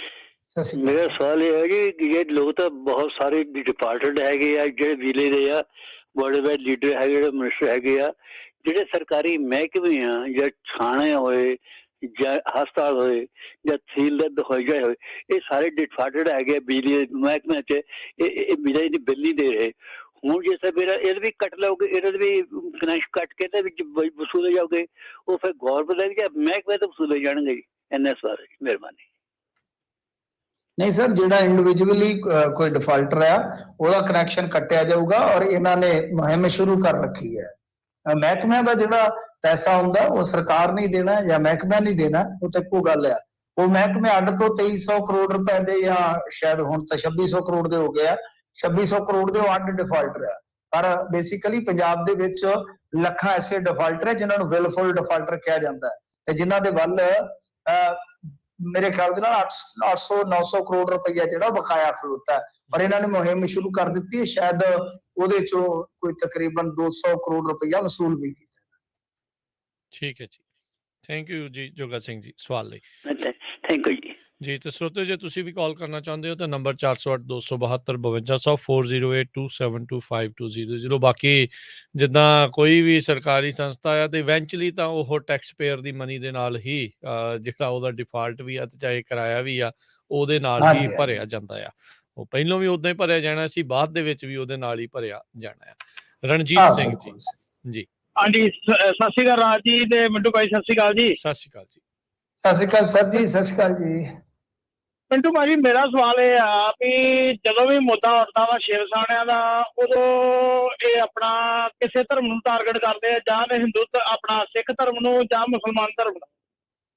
ਕੀ ਪੰਜਾਬ ਦੇ ਵਿੱਚ ਇਹਨਾਂ ਨੂੰ ਕੋਈ ਹੋਰ ਮੁੱਦਾ ਹੀ ਨਹੀਂ ਦਿਸਦਾ? ਹਾਂ, ਸਹੀ ਗੱਲ ਹੈ ਜੀ। ਇਹ ਤੇ ਦੱਸਣਾ ਜੀ ਮੈਨੂੰ ਮਾੜਾ ਜਿਹਾ। ਬਿਲਕੁਲ, ਮੈਂ ਅੱਜ ਵੀ ਇੱਕ ਕਿਸੇ ਹੋਰ ਪਲੇਟਫਾਰਮ ਤੇ ਗੱਲ ਕਰ ਰਿਹਾ ਸੀ। ਮੈਂ ਤੁਹਾਡੇ ਵਾਲੀ ਗੱਲ ਹੀ ਕੀਤੀ ਸੀ। ਮੈਂ ਕਿਹਾ ਉੱਥੇ ਜਹਾਂਗੀਰਪੁਰੀ ਦੇ ਵਿੱਚ ਬਲਡੋਜ਼ਰ ਚਲਾ ਕੇ ਤੇ ਇਹਨਾਂ ਨੇ ਝਾਅ ਸਾਹਿਬ ਜਿਹੜੇ 40 ਸਾਲ ਤੋਂ ਰਹਿ ਰਹੇ ਸਨ ਉੱਥੋਂ ਬਿਹਾਰ ਤੋਂ ਆ ਕੇ ਤੇ ਆਪਣਾ ਰੋਜੀ ਰੋਟੀ ਦਾ ਜੁਗਾੜ ਕੀਤਾ ਸੀ। ਉਹਨਾਂ ਨੇ ਇੱਕੋ ਝਟਕੇ 'ਚ ਉਹਨਾਂ ਦਾ ਜੀਵਨ ਬਰਬਾਦ ਕਰ ਦਿੱਤਾ। ਇਹਨਾਂ ਨੂੰ ਇਹ ਨਹੀਂ ਦੱਸਿਆ ਕਿ ਸਾਡੇ ਹਿੰਦੂ ਭਰਾ ਦਾ ਬਈ ਘਰ ਢਾਹ ਦਿੱਤਾ, ਰੋਜੀ ਰੋਟੀ ਦਾ ਟਿਕਾਣਾ ਢਾਹ ਦਿੱਤਾ। ਅੱਛਾ, ਇੱਥੇ ਇਹਨਾਂ ਨੂੰ ਇਹ ਨਹੀਂ ਦਿੱਤਾ ਕਿ ਆ ਕਿੰਨੇ ਹਿੰਦੂ ਵਿਚਾਰੇ ਜਿਹੜੇ ਹੁੰਦੇ ਕਾਰੋਬਾਰੀ ਘਾਟੇ ਚੋਂ, ਲਾਸ ਦੇ ਵਿੱਚੋਂ ਜਦੋਂ ਗੁਜ਼ਰਦੇ ਆ। 2 ਦਿਨ ਪਹਿਲਾਂ ਨੋਟਬੰਦੀ ਕਰਕੇ ਆ ਸਾਡੇ ਲਾਗੇ ਇੱਕ ਨਹਿਰ ਲੰਘਦੀ ਆ, ਇਹਦੇ ਵਿੱਚ ਇੱਕ ਬੰਦਾ ਜਿਹੜਾ ਕਿ ਉਹ ਵਿਚਾਰਾ ਮੇਰੇ ਖਿਆਲ ਦੇ ਨਾਲ ਕੋਈ ਸਕੂਲ ਵਗੈਰਾ ਚਲਾਉਂਦਾ ਸੀਗਾ, ਤਾਂ ਉਹ ਮੰਦਾ ਹੋਇਆ ਉਹਦਾ ਕੋਵਿਡ ਕਰਕੇ, ਸੌਰੀ ਨੋਟਬੰਦੀ ਕਹਿ ਗਿਆ। ਤਾਂ ਹੋਇਆ ਕਿ ਉਸ ਤੋਂ ਬਾਅਦ ਫਿਰ ਉਸ ਬੰਦੇ ਨੇ ਆਪਣੇ 9 ਸਾਲ ਦੇ ਪੁੱਤਰ ਨੂੰ ਨਾਲ ਲੈ ਕੇ ਨਹਿਰ 'ਚ ਛਾਲ ਮਾਰ ਕੇ ਆਤਮ ਹੱਤਿਆ ਕਰ ਲਈ। ਇਹਨਾਂ ਨੂੰ ਇਹੋ ਜਿਹੇ ਮੁੱਦੇ ਹੀ ਨਹੀਂ ਦਿੱਤੇ। ਬਿਲਕੁਲ ਸਹੀ। ਔਰ ਵੈਸੇ ਮੈਂ ਤੁਹਾਨੂੰ ਦੱਸਾਂ, ਅਸੀਂ ਤੇ ਇੱਥੇ ਮਹਿਸੂਸ ਕਰਦੇ ਹਾਂ ਬਹੁ ਗਿਣਤੀ 'ਚ ਹਿੰਦੂ ਭਾਈਚਾਰਾ ਇਹਨਾਂ ਨੂੰ ਉਹ ਗੱਲਾਂ ਕਰਦਾ ਛੱਡੋ ਖੜਾ।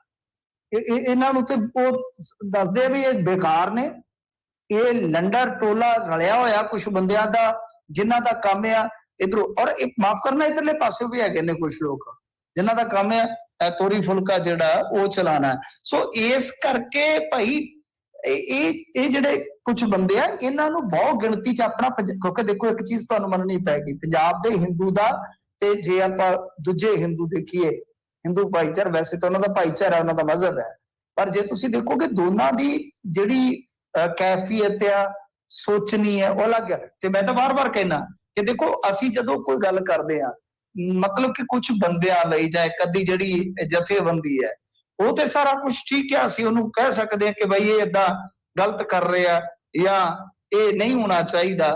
ਪਰ ਜਦੋਂ ਅਸੀਂ ਉਹਨਾਂ ਬੰਦਿਆਂ ਦੇ ਕਰਕੇ ਸਾਰੇ ਧਰਮ ਨੂੰ ਟਾਰਗੇਟ ਕਰਦੇ ਆ ਜਾਂ ਉਹਨਾਂ ਦੇ ਤਿਉਹਾਰਾਂ ਨੂੰ ਟਾਰਗੇਟ ਕਰਨ ਲੱਗ ਜਾਂਦੇ ਆ ਜਾਂ ਉਹਨਾਂ ਦੀਆਂ ਮਾਨਤਾਵਾਂ ਨੂੰ ਟਾਰਗੇਟ ਕਰਨ ਲੱਗ ਜਾਂਦੇ ਆ, ਤਾਂ ਉੱਥੇ ਇੱਕ ਕੌਨਫਲਿਕਟ ਪੈਦਾ ਹੋ ਜਾਂਦਾ ਹੈ। ਸੋ ਇਸ ਕਰਕੇ ਇਹ ਚੀਜ਼ ਜਿਹੜੀ ਹੈ ਸਾਨੂੰ ਸੋਚਣੀ ਪਵੇਗੀ ਕਿ ਬਹੁ ਗਿਣਤੀ 'ਚ ਹਿੰਦੂ ਵੀਰ ਵੀ ਇਹਨਾਂ ਬੰਦਿਆਂ ਦੀਆਂ ਹਰਕਤਾਂ ਤੋਂ ਤੰਗ ਨੇ ਜੀ। ਤੇ ਮੈਨੂੰ ਜੀ ਸਵਾਲ ਇੱਥੇ ਫਿਰ ਇਹ ਆਉਂਦਾ ਵੀ ਇਹਨਾਂ ਨੂੰ ਤੂਲ ਕੌਣ ਦਿੰਦਾ ਆ? ਇੰਨੀ ਮੇਨ ਧਾਰਾ ਦੇ ਵਿੱਚ ਕਿੱਦਾਂ ਪਹੁੰਚ ਜਾਂਦੇ ਆ? ਬਹੁਤੇ ਲੋਕ ਜੇ ਇਹਨਾਂ ਦੇ ਖਿਲਾਫ ਆ, ਇਹ ਮੇਨ ਧਾਰਾ 'ਚ ਕਿੱਦਾਂ ਆ ਜਾਂਦੇ? ਨਹੀਂ ਦੇਖੋ, ਮੇਨ ਧਾਰਾ 'ਚ ਲਿਆਉਂਦਾ ਮੀਡੀਆ। ਸੂਰੀ ਨੂੰ ਲਿਆ ਕੇ ਸੂਰੀ ਤੇ ਪਰਚੇ ਕਿੰਨਾ ਕਰਾਏ ਸੀਗੇ ਤੁਹਾਨੂੰ ਯਾਦ ਹੋਏਗਾ, ਇਹਨੇ ਬਹੁਤ ਗਦਰ ਪਾਇਆ ਹੋਇਆ ਸੀਗਾ। ਤੇ ਫਿਰ ਬਾਅਦ ਦੇ ਵਿੱਚ ਲੋਕਾਂ ਨੇ ਦਬਾਅ ਪਾ ਕੇ ਕਿ ਬਈ ਇਹਨੂੰ ਕੀ ਆਖਿਆ, ਪਿਸਤੌਲ ਦਿਖਾਉਂਦਾ, ਕਦੇ ਇਹ ਕਰਦਾ, ਮੈਂ ਇਹ ਕਰ ਦਿਆਂਗਾ ਸਿੱਖਾਂ ਦੇ ਨਾਲ। ਔਰ ਫਿਰ ਤੁਹਾਨੂੰ ਪਤਾ ਇਹਦੀ ਵਾਟ ਲਵਾਈ ਸੀਗੀ, ਵਾਟ ਲੱਗੀ ਸੀ, ਭੱਜ ਗਿਆ ਸੀ ਪੰਜਾਬ 'ਚੋਂ, ਇਹਨੂੰ ਫੜ ਕੇ ਲਿਆਂਦਾ ਸੀ MP 'ਚ। ਉਸ ਤੋਂ ਬਾਅਦ ਇਹ ਕੁਸਕਦਾ ਨਹੀਂ ਹੋਣਾ। ਛੇਤੀ ਕੀਤਿਆਂ। ਸੋ ਕਹਿਣ ਦਾ ਮਤਲਬ ਹੈ ਕਿ ਮੁੱਖ ਧਾਰਾ 'ਚ ਅਸੀਂ ਲਿਆਉਣ ਵਾਲੇ ਆ। ਇਹੋ ਜਿਹੇ ਬੰਦਿਆਂ ਨੂੰ ਜਦੋਂ ਅੱਗੋਂ ਵੀ 2-4 ਬੰਦੇ ਚੁੱਕਣ ਵਾਲੇ ਮਿਲ ਜਾਂਦੇ ਨੇ, ਤੇ ਆ ਜਾ ਯਾਰ ਤੇਰੇ ਨਾਲ ਕਰਦੇ ਆ ਗੱਲ, ਉਹ ਆ ਜਾਂਦੇ ਨੇ। ਆਪਣਾ ਮੀਡੀਆ ਅੱਜ ਕੱਲ ਕੀ ਹੈ ਕਿ 3600 YouTube ਚੈਨਲ ਆ, ਉਹ ਲਾ ਕੇ ਥੰਬਨੇਲ, ਅੱਗੋਂ ਕਹਿੰਦੇ ਸਿੰਘ ਨੇ ਲਲਕਾਰਿਆ, ਉਹ ਕਹਿੰਦੇ ਸ਼ਿਵ ਸੈਨਾ ਨੇ ਲਲਕਾਰਿਆ, ਉਹ ਅਰਲੀ ਜੀ ਲੈ ਕੇ ਉਹਨਾਂ ਕੋਲ ਚਲੇ ਜਾਂਦਾ, ਪੱਤਰਕਾਰ ਹੋਇਆ ਗਰਮ ਉਹਨਾਂ ਦੇ ਨਾਲ। ਉਹ ਅਸੀਂ ਲੱਖਾਂ 'ਚ ਵੇਖਦੇ ਆ। ਇੱਥੇ ਕਿਸੇ ਸੰਕਟ ਦੀ ਗੱਲ ਕਰ ਲਓ, ਤੁਹਾਨੂੰ 4 ਬੰਦੇ ਨਹੀਂ ਸੁਣਦੇ। ਇਹ ਬਕਵਾਸਬਾਜ਼ੀ ਕਰਨ ਤੇ ਥੱਲੇ ਜਾ ਕੇ ਦੇਖੋ, ਹਜ਼ਾਰਾਂ ਲੋਕ ਗਾਲਾਂ ਕੱਢਣ ਵਾਲੇ ਹੋਣਗੇ, ਵੇਖਣ ਵਾਲੇ ਹੋਣਗੇ ਇਹਨਾਂ ਨੂੰ। ਜਦ ਕਿ ਇਹਨਾਂ ਦੀ ਇੱਕ ਵੀ ਗੱਲ ਮੈਨੂੰ ਦੱਸ ਦਿਓ ਕੋਈ ਕੰਮ ਦੀ ਹੈਗੀ ਹੈ ਤੇ ਪੰਜਾਬ ਦੇ ਪੱਖ ਦੀ ਕੋਈ ਹੈਗੀ ਆ ਤਾਂ ਮੈਂ ਕਿਹਾ ਹੈ, ਮੈਂ ਕਿਹਾ ਜੇ ਤੁਸੀਂ ਐਡੇ ਲੜਾਕੇ ਜੇ ਤੇ ਚੰਡੀਗੜ੍ਹ ਦੀ ਲੜਾਈ ਕਿਉਂ ਨਹੀਂ ਜੇ ਲੜਦੇ? ਚੰਡੀਗੜ੍ਹ ਕੱਲੇ ਸਿੱਖਾਂ ਦਾ ਪਾਣੀ, ਕੱਲਾ ਇੱਥੋਂ ਦੇ ਸਿੱਖ ਪੀਂਦੇ ਨੇ, BBMB ਕੱਲਾ ਸਿੱਖਾਂ ਦਾ ਆ। ਤੇ ਤੁਸੀਂ ਅੱਛਾ ਅੱਗੇ ਉਹਨਾਂ ਨੇ ਤਾਂ ਨੁਕਸਾਨ ਕਰਾ ਲਿਆ ਆਪਦਾ, ਬੋਲੇ ਸੀ ਕਿੰਨਾ ਘਾਣ ਕਰਵਾ ਲਿਆ ਉਹਨਾਂ ਨੇ, ਤੇ ਤੁਸੀਂ ਅੱਜ ਉਹਨਾਂ ਦੇ ਨਾਲ ਖਲੋ ਕੇ ਇੱਕ ਆਵਾਜ਼ ਤੇ ਚੁੱਕੋ ਯਾਰ ਕਿ ਹਾਂ ਭਾਈ ਸਾਡੇ ਅਸਾਸੇ, ਸਾਡੇ ਵਸੀਲੇ, ਸਾਰਾ ਕੁਝ ਲੁੱਟ ਰਹੇ ਹੋ ਤੁਸੀਂ। ਫੈਡਰਲ ਸਿਸਟਮ ਕਿਹਨੂੰ ਨਹੀਂ ਚਾਹੀਦਾ? ਸੋ ਸਵਾਲ ਜੇ ਮੈਂ ਚੁੱਕਦਾ ਤੇ ਬਹੁਤ ਸਾਰੇ ਲੋਕ ਨੇ ਇੱਥੇ ਚੁੱਕਣ ਵਾਲੇ ਸਵਾਲ ਹੈ, ਪਰ ਮੁੱਖ ਧਾਰਾ 'ਚ ਲਿਆਉਣ ਵਾਲੇ ਵੀ ਅਸੀਂ ਲੋਕ ਹੀ ਹਾਂ। ਜੀ ਜੀ, ਆਪ ਉਦਰੀਆਂ ਕਰਨ ਵਾਲਿਆਂ ਨੂੰ ਸਿਰੇ ਚੜਾਇਆ, ਹੋਰ ਕੁਝ ਨਹੀਂ ਇਹਦੇ ਵਿੱਚ। ਕਰਮਜੀਤ ਜੀ। ਹਾਂਜੀ, ਸਤਿ ਸ਼੍ਰੀ ਅਕਾਲ ਦੋਨਾਂ ਭਰਾਵਾਂ ਨੂੰ। ਸਤਿ ਸ਼੍ਰੀ ਅਕਾਲ ਜੀ। ਸਤਿ ਸ਼੍ਰੀ ਅਕਾਲ ਜੀ। ਮੇਰਾ ਕੁਐਸਚਨ ਇਹ ਸੀਗਾ ਵੀ ਜਿਹੜਾ ਜਿੱਦਾਂ ਵੀ ਆਪਣੇ ਹੋਰ ਥਰਮਲ ਪਾਵਰ ਚੱਲਦੇ ਆ, ਚੰਦਰਪੁਰੇ ਚੱਲਦਾ ਆ, ਮੈਂ ਕੰਮ ਕੀਤਾ ਸੀ ਬਠਿੰਡਾ ਗੁਰੂ ਨਾਨਕ ਥਰਮਲ ਪ੍ਰੋਜੈਕਟ ਦੀ ਮੈਂ ਗੱਲ ਕਰਦਾ, 1972 ਤੋਂ ਲੈ ਕੇ ਮੈਂ 78 ਤੱਕ ਉੱਤੇ ਕੰਮ ਕੀਤਾ, ਤੇ ਮੇਰਾ ਗੱਲ 79-80 ਵਿੱਚ ਚੱਲਿਆ ਸੀ। 35 ਸਾਲ ਵੀ ਇਹ ਨਹੀਂ ਚੱਲਿਆ ਜਾਨੀ ਪੂਰਾ ਤਰੀਕੇ ਨਾਲ, ਕਿਉਂਕਿ ਜਿਹੜਾ ਇਹਨੂੰ ਕਹਿੰਦੇ ਆ ਕਿਹੜਾ ਜੀ? ਗੁਰੂ ਨਾਨਕ ਥਰਮਲ? ਹਾਂਜੀ, ਬਠਿੰਡੇ ਵਾਲੇ ਦੀ ਗੱਲ ਕਰਦਾ। ਬਠਿੰਡੇ ਵਾਲਾ, ਹਾਂਜੀ। 67 'ਚ ਬਣਨਾ ਸਟਾਰਟ ਹੋਇਆ ਮੇਰੇ ਖਿਆਲ ਦੇ ਨਾਲ। ਹਾਂਜੀ, ਹੁਣ 69 'ਚ 78 ਤੋਂ ਬਾਅਦ ਮੈਂ ਚਲਾ ਗਿਆ ਸੀ ਬਾਹਰ, ਤੇ ਪਰ ਉਹ ਮੈਂ ਇਹ ਗੱਲ ਤੁਹਾਡੇ ਨਾਲ ਕਰਨੀ ਚਾਹੁੰਦਾ ਵੀ ਜਿਹੜੇ ਪਲਾਂਟ ਆ ਇਹ ਤਾਂ ਮਤਲਬ 100 ਸਾਲ ਚੱਲਦੇ ਆ, ਇਹਨਾਂ ਦੀ ਮੇਨਟੇਨੈਂਸ ਹੁੰਦੀ ਹੈ। 4 ਯੂਨਿਟ ਲੱਗੇ ਸੀਗੇ ਉੱਤੇ, ਤੇ ਇਹਨਾਂ ਨੇ ਮਤਲਬ ਪਲਾਂਟ ਸਮਝੋ 1979-80 ਵਿੱਚ ਚਲਾਇਆ, ਤੇ ਉਦੋਂ ਬਾਅਦ 2018 'ਚ ਬੰਦ ਕਰਤਾ, ਯਾਨੀ 35 ਸਾਲ ਵੀ ਉਹ ਨਹੀਂ ਚੱਲਿਆ ਯਾਨੀ ਪਲਾਂਟ, ਜਦ ਕਿ ਔਰ ਉਹਦੀ ਮੇਨਟੇਨੈਂਸ ਵੀ ਇਹਨਾਂ ਨੇ ਕਰਵਾ ਲਈ ਸੀ 2900 ਕਰੋੜ ਰੁਪਏ ਦੀ, ਸ਼ਾਇਦ ਤੁਹਾਨੂੰ ਪਤਾ ਹੋਏਗਾ, ਉਹਨੂੰ ਅਪਗ੍ਰੇਡ ਵੀ ਕਰ ਲਿਆ ਸੀ ਨਾ, ਤਾਂ ਵੀ ਬੰਦ ਕਰ ਲਿਆ। ਤੇ ਉਹ ਮਤਲਬ ਤਾਂ ਵੀ ਬੰਦ ਕਰ ਲਿਆ, ਮਤਲਬ ਕਹਿਣ ਤੋਂ ਭਾਵ ਜਿਹੜੇ ਬਿਹਾਰ ਦੇ ਵਿੱਚ ਪਤਰਾਤੂ ਥਰਮਲ ਪਾਵਰ ਸਟੇਸ਼ਨ ਤੇ ਮੈਂ ਕੰਮ ਕੀਤਾ ਆ, ਉਹ ਚੱਲਦੇ ਆ। ਉਸ ਤੋਂ ਬਾਅਦ ਚੰਦਰਪੁਰਾ ਚੱਲਦਾ ਦਿੱਲੀ ਲਾਗੇ, ਉਸ ਤੋਂ ਬਾਅਦ ਬਕਾਰੋ ਮਾਰਾਫੜੀ ਚੱਲਦਾ ਹੈ, ਉਹਨੂੰ 80 ਸਾਲ ਹੋ ਗਏ ਆ, ਇਹਨੂੰ 35 ਸਾਲ ਵੀ ਨਹੀਂ ਚਲਾ ਸਕੇ। ਮਤਲਬ ਕਾਰਨ ਕੀ ਕਿ ਦੂਜੇ ਨਵੇਂ ਬਣਾਤੇ, ਯਾਨੀ ਇਹਦੇ ਬਾਰੇ ਦੱਸੋ ਮਾੜਾ ਜੀ। ਧੰਨਵਾਦ ਜੀ। ਨਹੀਂ ਬਿਲਕੁਲ, ਦੇਖੋ ਚਲਾ ਸਕਦੇ ਸੀ। ਇਹ ਜਿਹੜਾ ਹੈਗਾ ਇਕਨੋਮਿਸਟ, ਤੁਹਾਨੂੰ ਪਤਾ ਦੁਨੀਆ ਦਾ ਪ੍ਰਸਿੱਧ ਇਕਨੋਮਿਸਟ ਆ, ਸਾਡੇ ਹਲਕੇ 'ਚ ਜੰਮਿਆ ਨਾ, ਤੁਸੀਂ ਬੁੱਝੋਗਾ ਕੌਣ ਹੈ? ਗਾਲਿਬ। ਹਾਂਜੀ, ਉਹ ਇਕਨੋਮਿਸਟ ਕਹਿੰਦਾ ਸੀਗਾ ਪਹਿਲਾਂ ਕਿ ਚਲਾਵਾਂਗੇ, ਤੇ ਮੁੜ ਕੇ ਕਹਿੰਦਾ ਜੀ ਇੱਥੇ ਬਿਜਲੀ ਮਹਿੰਗੀ ਬੜੀ ਪੈਂਦੀ ਆ। ਇਸ ਇਕਨੋਮਿਸਟ ਨੂੰ ਅੱਜ ਸਾਹਮਣੇ ਬਿਠਾ ਕੇ ਕਿਤੇ ਮੇਰੇ ਨਾਲ ਇੰਟਰਵਿਊ ਕਰੇ, ਮੈਨੂੰ ਪੁੱਛਾਂ ਕਿ ਅੱਜ ਕਿੰਨੇ ਰੇਟ ਨੂੰ ਲੈ ਰਿਹਾ ਪੰਜਾਬ ਬਿਜਲੀ? ਸਰ 18 ਰੁਪਏ ਪਰ ਯੂਨਿਟ ਬਿਜਲੀ ਪੈ ਰਹੀ ਐਕਸਚੇਂਜ ਰੇਟ ਦੇ ਵਿੱਚੋਂ, ਕਈ ਵਾਰੀ 12, 10, 18। ਬਈ ਭਲਿਆ ਮਾਨਸਾ, ਇਹਦੇ ਨਾਲ ਤਾਂ ਸਸਤੀ ਪੈਂਦੀ। ਇਹਨਾਂ ਨੇ ਜਾ ਕੇ ਰੱਖੀ ਹੋਈ ਸੀਗੀ ਕਿ ਜਿਵੇਂ ਆਪਾਂ ਕਹਿੰਦੇ ਨਾ, ਕਦੋਂ ਬਾਬਾ ਮਰੇ ਤੇ ਕਦੋਂ ਬੈਲ ਵੰਡੀਏ, ਕਦੋਂ ਸ਼ਰੀਕ ਮਰੇ ਤੇ ਵਿਹੜਾ ਮੋਕਲਾ ਹੋਵੇ। ਸੋ ਆਹ ਵਿਚਲੀ ਕਹਾਣੀ ਆ। ਤੁਹਾਨੂੰ ਪਤਾ, ਤੁਸੀਂ ਰਹੇ ਹੋ ਇੱਥੇ, ਤੁਹਾਨੂੰ ਪਤਾ ਝੀਲਾਂ ਵਾਲੀ ਜਗ੍ਹਾ ਕਿੰਨੇ ਦੀ ਆ, ਔਰ ਇਹਦੀ ਸੈਂਕੜੇ ਏਕੜ ਜ਼ਮੀਨ ਜਿਹੜੀ ਹੈ ਉਹ ਅੱਜ ਮੈਂ ਕਹਿੰਦਾ ਕਿ ਹਜ਼ਾਰਾਂ ਕਰੋੜ ਦੀ ਆ। ਬਸ ਉਹਦੇ ਤੇ ਆਖਿਆ, ਬਸ ਦੇਖ ਲਓ ਕੀ ਜਿਹੜੇ ਇਹ ਹਾਲਾਤ ਆ। ਤੇ ਹੈ ਕੋਈ ਚਲੋ ਪਾਲਿਸੀ ਇਹ ਲਿਆ ਰਹੇ ਆ ਕੁਛ ਵੀ, ਇਹ ਤੋਂ ਖਹਿੜਾ ਕਦੋਂ ਛੁੱਟੂਗਾ ਥਰਮਲਾਂ ਤੋਂ, ਕੁਛ ਪਰਮਾਣੂ ਵਾਲੇ ਪਾਸੇ, ਨਿਊਕਲੀਅਰ ਵਾਲੇ ਪਾਸੇ? ਹੁਣ ਤਾਂ ਬਿਲਕੁਲ ਜੇ ਪੰਜਾਬ ਨੇ ਬਚਣਾ ਹੈ, ਸਾਨੂੰ ਇਹ ਡਰਾਉਂਦੇ ਬਹੁਤ ਨੇ। ਅਸੀਂ ਤੇ ਦੇਖੋ ਮੌਤ ਦੇ ਮੂੰਹ 'ਚ ਬੈਠੇ ਹੀ ਆ। 2 ਪਰਮਾਣੂ ਸ਼ਕਤੀਆਂ ਦੇ ਵਿਚਲੇ ਅਸੀਂ ਆ। ਐਟਮੀ ਸ਼ਕਤੀ ਲਾਹੌਰ ਕਿੰਨਾ ਕੁ ਦੂਰ ਹੈ ਬਈ ਸਾਡੇ ਤੋਂ, ਅੰਮ੍ਰਿਤਸਰ ਤੋਂ? ਐਦੋਂ ਵੱਡਾ ਸਾਡੇ ਤੇ ਕੀ ਖਤਰਾ ਹੋਏਗਾ ਦੱਸੋ, ਕਿ ਐਟਮੀ ਸ਼ਕਤੀਆਂ ਦੇ ਵਿਚਾਲੇ ਅਸੀਂ ਫਸੇ ਬੈਠੇ ਆ। ਤੇ ਉਹਦੇ ਨਾਲੋਂ ਚੰਗਾ ਹੈ ਕਿ ਘੱਟੋ ਘੱਟ ਸਾਡੀ ਖੇਤੀ ਬਚੇ। ਮੈਂ ਤੁਹਾਨੂੰ ਇੱਕ ਗੱਲ 1.5 ਸਾਲ ਤੋਂ ਜਿਹੜੀ ਕਹਿ ਰਿਹਾ, ਉਹਨੂੰ ਦੁਹਰਾ ਕੇ ਕਹਿ ਰਿਹਾ ਵਾਂ ਕਿ ਦੇਖੋ ਉਦਯੋਗ ਵੀ ਨਹੀਂ ਬਚਣਾ ਦੇ ਨਾਲ। ਅੱਜ 8-8 ਘੰਟੇ ਇੰਡਸਟਰੀ ਖਲੋਤੀ ਆ, ਉਹਨਾਂ ਨੂੰ ਪੈਸੇ ਪੈ ਰਹੇ ਆ, ਲੇਬਰ ਪੈ ਰਹੀ ਆ, ਉਹਨਾਂ ਦੇ ਜਿਹੜੇ ਕੰਟਰੈਕਟ ਨੇ ਉਹ ਕੈਂਸਲ ਹੋ ਰਹੇ ਨੇ, ਤਾਂ ਉਹ ਫਿਰ ਇੱਥੋਂ ਭੱਜਣਗੇ ਨਹੀਂ ਤੇ ਕੀ ਹੈ? ਦੇਖੋ ਪੰਜਾਬ ਦੀ ਜ਼ਮੀਨ ਨੂੰ ਉਹਨਾਂ ਨੇ ਚੱਕਣਾ ਫਿਰ ਕੱਲਾ, ਤੇ ਮਿੱਟੀ ਨੂੰ ਚੱਟੀ ਜਾਣਗੇ। ਅਸੀਂ ਕਹਿੰਦੇ ਕਿ ਉਹ ਹਿਜਰਤ ਕਰ ਗਏ ਨੇ। ਸੋ ਸਾਨੂੰ ਦੇਖਣਾ ਹੋਏਗਾ, ਸਾਨੂੰ ਦੋਨਾਂ ਦਾ ਹੀ ਸਹਾਰਾ, ਇੱਕ ਮਾੜਾ ਮੋਟਾ ਉਦਯੋਗ ਦਾ ਤੇ ਦੂਸਰਾ ਖੇਤੀ ਦਾ। ਹੁਣ ਬਿਜਲੀ ਨਹੀਂ ਆਏਗੀ ਤਾਂ ਤੁਹਾਨੂੰ ਪਤਾ ਆਪਣੀ ਖੇਤੀ ਸਾਰੀ, ਨਹਿਰੀ ਢਾਂਚਾ ਤੇ ਖਤਮ ਹੋ ਗਿਆ, ਨਹਿਰੀ ਪਾਣੀ ਤੇ ਪੈਂਦਾ ਕੋਈ ਨਹੀਂ। ਤਾਂ ਇਹਦਾ ਮਤਲਬ ਇਹ ਆ ਕਿ ਬਿਜਲੀ ਸੰਕਟ ਆਉਣ ਵਾਲੇ ਸਮੇਂ 'ਚ ਸਾਡੀ ਇਕਨੋਮੀ ਨੂੰ ਬਰਬਾਦ ਕਰ ਦੇਗਾ। ਇਹਦੇ ਨਾਲੋਂ ਚੰਗਾ ਕਿ ਭਾਈ ਰਲ ਮਿਲ ਕੇ ਕਹਿ ਦਿਓ ਕਿ ਹਾਂ ਭਾਈ ਠੀਕ ਆ, ਇਹਦੇ ਨਾਲੋਂ ਚੰਗਾ ਦੇ ਦਿਓ ਸਾਨੂੰ। ਪਰ ਹੁਣ ਗੱਲ ਤੇ ਹੈ ਕਿ ਐਟਮੀ ਪਾਵਰ ਪਲਾਂਟ ਵੀ ਰਾਜਕਰਨਵੀਰ ਜੀ ਖੜੇ ਪੈਰ ਨਹੀਂ ਖੜੇ ਹੁੰਦੇ, ਰੇਡੀਏਸ਼ਨ ਦਾ ਬੜਾ ਖਤਰਾ ਹੁੰਦਾ, ਉਹਦੇ ਤੇ ਬੜਾ ਲੰਮਾ ਚੌੜਾ ਹੁੰਦਾ। ਤੁਹਾਡੇ ਯੂਐਸ ਦੇ ਵਿੱਚ ਕਿੰਨੀਆਂ ਖੋਜਾਂ ਹੋ ਰਹੀਆਂ ਨੇ ਬਦਲਵੀਂ ਐਨਰਜੀ ਵਾਸਤੇ, ਚੁੰਬਕ ਵਾਲੀ ਐਨਰਜੀ ਵਾਸਤੇ ਵਗੈਰਾ ਵਗੈਰਾ। ਤੁਹਾਨੂੰ ਪਤਾ ਨਾ ਫਰਾਂਸ ਤੇ ਮਿਲ ਕੇ ਕਰ ਰਹੇ ਨੇ ਕਿਸੇ ਪ੍ਰੋਜੈਕਟ ਤੇ ਕੰਮ। ਤਾਂ ਕਹਿਣ ਦਾ ਮਤਲਬ ਇਹ ਆ ਕਿ ਸਾਨੂੰ ਹੋਰ ਵੀ ਖੋਜਾਂ ਤੇ ਤਵੱਜੋ ਦੇਣ ਦੀ ਲੋੜ ਹੈ ਔਰ ਮੰਗ ਕਰਨੀ ਚਾਹੀਦੀ ਹੈ। ਔਰ ਉਹ ਦਿੰਦੇ ਨੇ ਕੇਂਦਰ ਵਾਲੇ, ਉਹ ਆਪਾਂ ਨੂੰ ਦਿੰਦੇ ਨੇ ਆ ਜਿਹੜੀ ਸਾਈਡ ਹੈਗੀ ਨਾ ਪਾਤੜਾ, ਉਹ ਕਹਿੰਦੇ ਇੱਥੇ ਲਾ ਲਓ, ਇੱਥੇ ਲਾ ਲਓ। ਸੋ ਇਸ ਸਾਈਡ ਤੇ ਇੱਥੇ ਪਹਿਲਾਂ ਦੂਲੋ ਨੇ ਵਿਰੋਧ ਕਰ ਦਿੱਤਾ ਸੀ, ਫਿਰ ਬਾਅਦ ਦੇ ਵਿੱਚ ਹੁਣ ਮੇਰੇ ਖਿਆਲ ਦੇ ਨਾਲ ਕੈਪਟਨ ਨੇ ਨਾ ਕਰ ਦਿੱਤੀ ਸੀਗੀ। ਤਾਂ ਕੁੱਲ ਮਿਲਾ ਕੇ ਸਾਨੂੰ ਚਾਹੀਦਾ ਕਿ ਅਸੀਂ ਦੇਖ ਲਈਏ, ਸਲਾਹ ਕਰ ਲਈਏ ਕਿ ਕੀ ਸਾਡੇ ਕੋਲ ਹੱਲ ਹੈ, ਕਿਉਂਕਿ ਕੋਲਾ ਤੇ ਦੇਖੋ ਪੰਜਾਬ ਨੂੰ ਬਰਬਾਦ ਕਰ ਦੇਗਾ, ਕਿਉਂਕਿ ਬੜੀ ਦੂਰ ਪੈਂਦਾ ਸਾਡੇ ਤੋਂ ਕੋਲੇ ਵਾਲੀ ਥਾਂ। ਤੇ ਫਿਰ ਇਸ ਤੋਂ ਇਲਾਵਾ ਜੇ ਦੇਖੀਏ ਤੇ ਕੋਲੇ ਦੀ ਦਲਾਲੀ 'ਚ ਮੂੰਹ ਕਾਲੇ ਕਰਨ ਵਾਲੇ ਵੀ ਬੜੇ ਬੈਠੇ ਜੀ। ਵਾਕਈ। ਅਗਲੇ ਕਾਲਰ ਰਜਿੰਦਰ ਜੀ। ਸਤਿ ਸ੍ਰੀ ਅਕਾਲ ਜੀ। ਸਤਿ ਸ੍ਰੀ ਅਕਾਲ। ਅਸੀਂ ਸਵਾਲ ਪੁੱਛਣਾ ਸੀ, ਜਿਹੜਾ ਇੱਕ ਅਮਰੀਕਾ ਤੋਂ ਧਰਮ ਬਾਰੇ ਨਿਕਲੀ ਸੀਗੀ ਰਿਪੋਰਟ, ਉਹਦੇ ਬਾਰੇ ਇੱਕ ਬੀਬੀ ਟੈਲੀਵਿਜ਼ਨ ਤੇ ਬੜੀ ਔਖੀ ਸੀ, ਕਹਿੰਦੀ ਪਾਕਿਸਤਾਨ ਵਾਲਿਆਂ ਨੇ ਵੀ ਨਾ ਕਰਾਇਆ ਖਰਾਬ ਭਾਰਤ ਦਾ। ਕੀ ਇੱਥੇ ਵੀ ਗੱਲ ਹੁੰਦੀ ਇਹਦੇ ਬਾਰੇ? ਇਹ ਤਾਂ ਰਾਜਕਰਨਵੀਰ ਦੱਸ ਦੇਗਾ ਕਿ ਕਿੰਨਾ ਕੁ ਇਨਫਲੂਐਂਸ ਹੁੰਦਾ ਹੈ ਇਹੋ ਜਿਹੀਆਂ ਰਿਪੋਰਟਾਂ ਦੇ ਵਿੱਚ ਯੂਐਸ ਦਾ। ਮੈਨੂੰ ਨਹੀਂ ਲੱਗਦਾ ਹੋਏਗਾ। ਵੈਸੇ ਤਾਂ ਤੁਹਾਨੂੰ ਪਤਾ ਦੁਨੀਆ 'ਚ ਲੌਬਿੰਗ ਤਾਂ ਚੱਲਦੀ ਹੈ। ਰਾਜਕਰਨਵੀਰ ਜੀ ਤੁਸੀਂ ਚਾਨਣਾ ਜ਼ਰੂਰ ਪਾਓ ਕਿਸ ਤਰ੍ਹਾਂ ਦੀਆਂ ਜਦੋਂ ਰਿਪੋਰਟਾਂ ਤਿਆਰ ਕਰਦੇ ਆ, ਚਾਹੇ ਉਹ ਮਨੁੱਖੀ ਅਧਿਕਾਰਾਂ ਦੀਆਂ ਸੰਸਥਾਵਾਂ ਹੋਣ, ਚਾਹੇ ਰਿਲੀਜੀਅਸ ਫਰੀडम ਨੂੰ ਲੈ ਕੇ, ਕਿ ਉਹਨਾਂ 'ਚ ਕਿੰਨਾ ਪ੍ਰਭਾਵ ਰਹਿੰਦਾ ਹੈ। ਵੈਸੇ ਯੂਐਸ ਤਾਂ ਇੰਡੀਆ ਨੂੰ ਬਾਈ ਬੜੀ ਕਹਿ ਲਓ ਕਿ ਮੋਹ ਭਰੀ ਅੱਖ ਨਾਲ ਵੀ ਦੇਖਦਾ ਹੈ। ਸਾਡੇ ਸੈਨੇਟਰ ਤਾਂ ਉੱਥੇ ਤੁਰੇ ਰਹਿੰਦੇ ਆ, ਥੋੜੇ ਦਿਨ ਪਹਿਲਾਂ ਜਾ ਕੇ ਆਏ ਸੀਗੇ ਤੇ ਇੱਥੇ ਮਿਲੇ ਵੀ ਆ ਬਲਿੰਕਨ ਹੁਣਾਂ ਨੂੰ। ਇਹ ਤਾਂ ਸਗੋਂ ਇੰਡੀਆ ਨੂੰ ਆਪਣੇ ਨਾਲ ਲਾ ਕੇ ਰੱਖਣਾ ਚਾਹੁੰਦੇ ਆ, ਕਿਉਂਕਿ ਚੀਨ ਦੇ ਖਿਲਾਫ ਇੱਕ ਬੰਦਾ ਹੈ ਹਮੇਸ਼ਾ ਤਿਆਰ ਰੱਖਣਾ ਚਾਹੁੰਦੇ ਆ ਕੋਈ ਨਾ ਕੋਈ। ਬਾਕੀ ਇਸ ਰਿਪੋਰਟ ਦੇ ਵਿੱਚ ਘੱਟ ਲੱਗਦਾ ਨਹੀਂ ਆ ਵੀ ਇਦਾਂ ਦਾ ਕੋਈ ਹੁੰਦਾ ਆ, ਕਿਉਂਕਿ ਉਹਨਾਂ ਨੂੰ ਪਾਕਿਸਤਾਨ ਦੇ ਨਾਲੋਂ ਭਾਰਤ ਦੀ ਇਸ ਟਾਈਮ ਦੋਸਤੀ ਜ਼ਿਆਦਾ ਜਿਹੜੀ ਉਹ ਪਿਆਰੀ ਹੈ, ਕਿਉਂਕਿ ਰੂਸ ਦੇ ਖਿਲਾਫ ਵੀ ਉਹਨਾਂ ਨੇ ਖੜੇ ਰੱਖਣਾ ਆ ਉਸ ਨੂੰ, ਤੇ ਚਾਈਨਾ ਦੇ ਖਿਲਾਫ ਵੀ ਜਿਹੜਾ ਇੱਕ ਕਹਿ ਲਓ ਵੀ ਮੋਰਚਾ ਜਿਹੜਾ ਉਹ ਤਿਆਰ ਕਰ ਰਹੇ ਆ।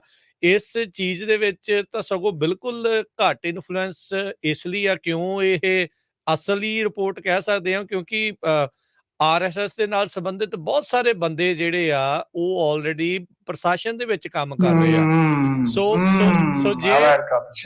ਜੇ ਇਨਫਲੂਐਂਸ ਦੀ ਗੱਲ ਹੁੰਦੀ ਤਾਂ ਫਿਰ ਬਿਲਕੁਲ ਨਹੀਂ ਸੀ ਇਹਨਾਂ ਦਾ ਨਾਂ ਜਿਹੜਾ ਉਹ ਆਉਣਾ। ਸੋ ਇਹ ਕਹਿ ਸਕਦੇ ਵੀ ਇਨਫਲੂਐਂਸ ਤੋਂ ਬਗੈਰ ਜਿਹੜੀ ਇਹ ਰਿਪੋਰਟ ਆਈ ਆ। ਵੱਡੇ ਪੱਧਰ ਦੇ ਉੱਤੇ ਹੋਰ ਜਿਹੜੀ ਆ ਕੀ ਹੋ ਸਕਦਾ ਆ, ਇਹ ਚਲੋ ਆਪਾਂ ਬਹੁਤ ਹੀ ਡੂੰਘੀ ਤਾਂ ਨਹੀਂ ਮੈਂ ਜਾਣਕਾਰੀ ਇਸ ਦੇ ਬਾਬਤ ਰੱਖਦਾ, ਪਰ ਜੇ ਇਨਫਲੂਐਂਸ ਦੀ ਗੱਲ ਸੀ ਤਾਂ ਇੰਡੀਆ ਵਾਲਿਆਂ ਦਾ ਇਨਫਲੂਐਂਸ ਸਟਰੋਂਗ ਹੋਣਾ ਸੀਗਾ ਇਸ ਰਿਪੋਰਟ ਦੇ ਉੱਤੇ, ਪਰ ਕਿਉਂਕਿ ਉਹਨਾਂ ਦਾ ਨਾਮ ਵਿੱਚ ਹੈਗਾ ਆ, ਇੱਥੋਂ ਆਪਾਂ ਇਹ ਕਹਿ ਸਕਦੇ ਆ ਵੀ ਇਸ ਚਲੋ ਮੈਂ ਤੁਸੀਂ ਸਵਾਲ ਅੱਗੇ ਮੈਨੂੰ ਪੁੱਛਦੇ ਹੋ, ਮੈਂ ਪੁੱਛ ਲੈਣਾ ਕਿ ਕਿਤੇ ਇਹ ਤਾਂ ਨਹੀਂ ਕਿ ਇੰਡੀਆ ਨੂੰ ਥੋੜਾ ਜਿਹਾ ਦਿਖਾਇਆ ਜਾਵੇ ਕਿ ਸੈਂਕਸ਼ਨ ਮਿੱਤਰਾ ਤਿਆਰ ਹੈ ਤੇਰੇ ਤੇ। ਇਹਦੇ ਵਿੱਚ ਕੋਈ ਦੋ ਰਾਵਾਂ ਨਹੀਂ। ਇੰਡੀਆ ਨੂੰ ਇਹ ਦੋ ਤਰੀਕੇ ਦੇ ਨਾਲ, ਇੱਕ ਪਾਸੇ ਜੱਫੀ ਪਾ ਲੈਂਦੇ ਆ ਤੇ ਪਿੱਛੋਂ ਨਾਲ ਛੁਰੀ ਰੱਖ ਲੈਂਦੇ ਆ ਵੀ ਭਾਈ ਬੰਦਾ ਬਣ ਕੇ ਰਹਿ, ਤੂੰ ਜਿੱਦਾਂ ਅਸੀਂ ਕਹਿੰਦੇ ਉਹਦਾ ਨਾਲ ਚੱਲੇ। ਦੋਨੋਂ ਤਰੀਕੇ ਦੇ ਨਾਲ ਕੂਟਨੀਤੀ ਇਦਾਂ ਹੀ ਚੱਲਦੀ ਹੈ ਜੀ, ਇਹ ਇਸੇ ਤਰੀਕੇ ਦੇ ਨਾਲ ਚਲਾਉਣ ਦੀ ਇਹਨਾਂ ਦੀ ਕੋਸ਼ਿਸ਼ ਹੈਗੀ ਆ। ਥੈਂਕ ਯੂ ਜੀ ਕਾਲ ਦੇ ਲਈ। ਤੇ ਆਪਣੇ ਅਗਲੇ ਕਾਲਰ ਨੇ ਸੁਰਿੰਦਰ ਜੀ। ਹਾਂਜੀ ਸਤਿ ਸ਼੍ਰੀ ਅਕਾਲ ਜੀ। ਸਤਿ ਸ਼੍ਰੀ ਅਕਾਲ ਜੀ। ਮੈਂ ਪੁੱਛਣਾ ਚਾਹੁੰਦੀ ਮਿੰਟੂ ਭਾਜੀ ਨੂੰ, ਤੇ ਜਿੱਦਾਂ ਇੱਕ ਮੀਟਰ ਹੋਵੇ, ਮੀਟਰ ਜਿਸ ਘਰ ਦੇ ਵਿੱਚ ਆ ਉਹੀ ਮਾਲਕ ਬਣ ਸਕਦਾ ਜੇ 4-5 ਭਰਾ ਹੈਗੇ ਆ ਹਿੱਸੇਦਾਰ? ਤਾਂ ਨਹੀਂ, 1 ਮੀਟਰ ਦਾ ਨਹੀਂ ਹੈ। ਜੇ ਮੰਨ ਲਓ 4-5 ਭਰਾ ਨੇ ਤੇ ਜੇ ਉਹ ਅੱਡੋ ਅੱਡ ਤਾਂ ਮੀਟਰ ਅੱਡੋ ਅੱਡ ਹੋ ਸਕਦੇ ਆ। ਤੇ ਜੇ ਇੱਕੋ ਘਰ 'ਚ ਰਹਿੰਦੇ ਨੇ ਹਾਂਜੀ ਇੱਕ ਮਿੰਟ, ਮਕਾਨ ਜਿੱਦਾਂ ਸਾਂਝੇ ਆ, ਮੀਟਰ ਇੱਕ ਦੇ ਨਾਂ ਆ, ਸਾਡੇ ਬਜ਼ੁਰਗ ਨੇ ਲਵਾਇਓ, ਤਾਂ ਉਹੀ ਮਾਲਕ ਬਣ ਸਕਦਾ ਸਾਰੇ ਘਰਾਂ ਦਾ? ਘਰਾਂ ਦਾ ਮਾਲਕ? ਅੱਛਾ ਪੁੱਛ ਰਹੇ ਆ। ਹਾਂਜੀ ਘਰਾਂ ਦਾ ਮਾਲਕ ਮੀਟਰ ਦੇ ਨਾਲ ਤੇ ਨਹੀਂ ਬੀਬੀ ਜੀ ਬਣਦਾ ਕੋਈ। ਮੀਟਰ ਦਾ ਤਾਂ ਕੋਈ ਤਾਲੁਕਾਤ ਨਹੀਂ ਹੁੰਦਾ ਉਹਦੇ ਨਾਲ। ਮਤਲਬ ਕਿ ਦੇਖੋ ਉਹ ਵੱਖਰਾ ਜ਼ਮੀਨਾਂ ਦਾ, ਆਪਣਾ ਘਰ ਦੀ ਜ਼ਮੀਨ ਦਾ, ਰਜਿਸਟਰੀ ਦਾ, ਖੇਤਾਂ ਦੀ ਜ਼ਮੀਨ ਦਾ ਉਹ ਵੱਖਰਾ ਇਸ਼ੂ ਹੈ।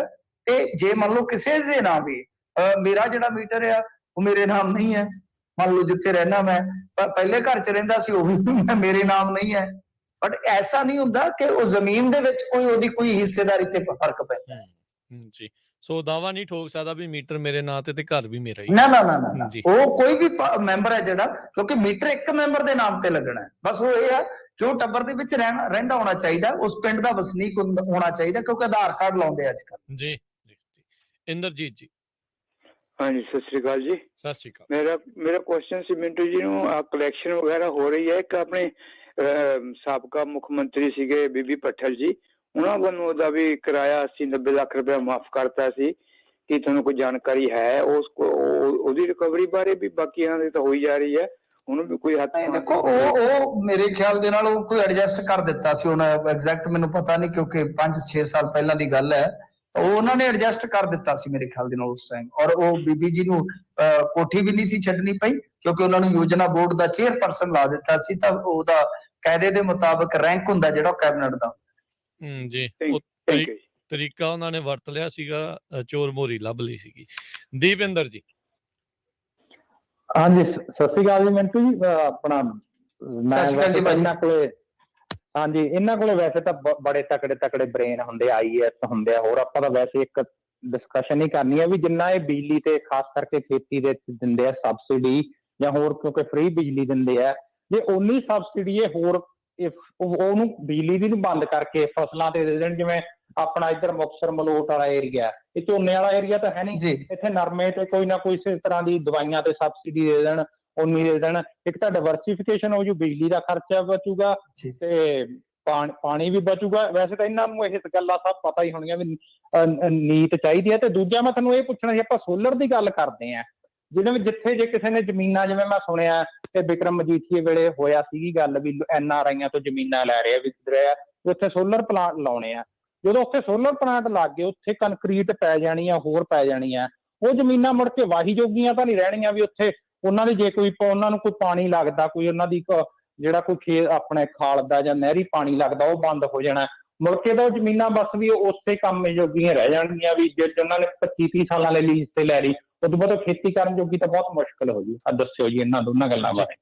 ਨਹੀਂ, ਦੇਖੋ ਗੱਲ ਇਹ ਆ ਕਿ ਚਲੋ ਆਪਾਂ ਗੱਲ ਕਰ ਲੈਂਦੇ, ਜਿਹੜੀ ਤੁਸੀਂ ਗੱਲ ਕੀਤੀ ਹੈ, ਮੈਂ ਗੱਲ ਅੱਜ ਤੋਂ 10 ਦਿਨ ਪਹਿਲਾਂ ਲਿਖੀ ਸੀ ਫੇਸਬੁੱਕ ਤੇ, ਕਿ ਤੁਹਾਡੇ ਕੋਲ ਮੌਕਾ ਹੈ, ਤੁਸੀਂ ਨਰਮੇ ਦੀ ਬਜਾਉ 4-5 ਜ਼ਿਲ੍ਹਿਆਂ 'ਚ ਸੰਗਰੂਰ ਤੋਂ ਲੈ ਕੇ ਮੁਕਤਸਰ ਤੱਕ ਕਰਵਾ ਸਕਦੇ ਹੋ, ਔਰ ਇਹਦੇ ਵਿੱਚ ਕਿੱਲੇ ਦੀ ਤੁਸੀਂ ਥੋੜੀ ਜਿਹੀ ਇੱਕ ਕਹਿ ਲਓ ਕਿ ਰਕਮ ਰੱਖ ਦਿਓ, 1000 ਰੱਖ ਦਿਓ, 1500 ਰੱਖ ਦਿਓ, ਔਰ ਪਲੱਸ ਇਹ ਕਰ ਦਿਓ ਕਿ ਇੱਕ ਕਾਰਪੋਰੇਸ਼ਨ ਬਣਾ ਕੇ ਬੀਮਾ ਕਰ ਦਿਓ, ਨਰਮੇ ਦਾ ਬੀਮਾ ਕਰ ਦਿਓ, ਤਾਂ ਉਹਦੇ ਵਿੱਚ ਪ੍ਰੀਮੀਅਮ ਜਿਹੜਾ ਹੈ ਤੁਸੀਂ ਆਪਣੇ ਕੋਲੋਂ ਭਰ ਦਿਓ, ਕੋਈ ਜਿਹੜਾ ਕਿੱਲੇ ਦਾ ਕੋਈ 1000, 500, 400, 200 ਜਿੰਨਾ ਵੀ ਬਣਦਾ ਹੈ, ਤੇ ਜਦੋਂ ਮੰਡੀ ਜਾਏਗਾ ਉਸੇ ਕਿਸਾਨ ਕੋ ਉਹ ਕੱਟ ਲੈਣਾ, ਤਾਂ ਉਹ ਤੁਹਾਨੂੰ ਹੱਸ ਕੇ ਕਟਾ ਦੇਗਾ।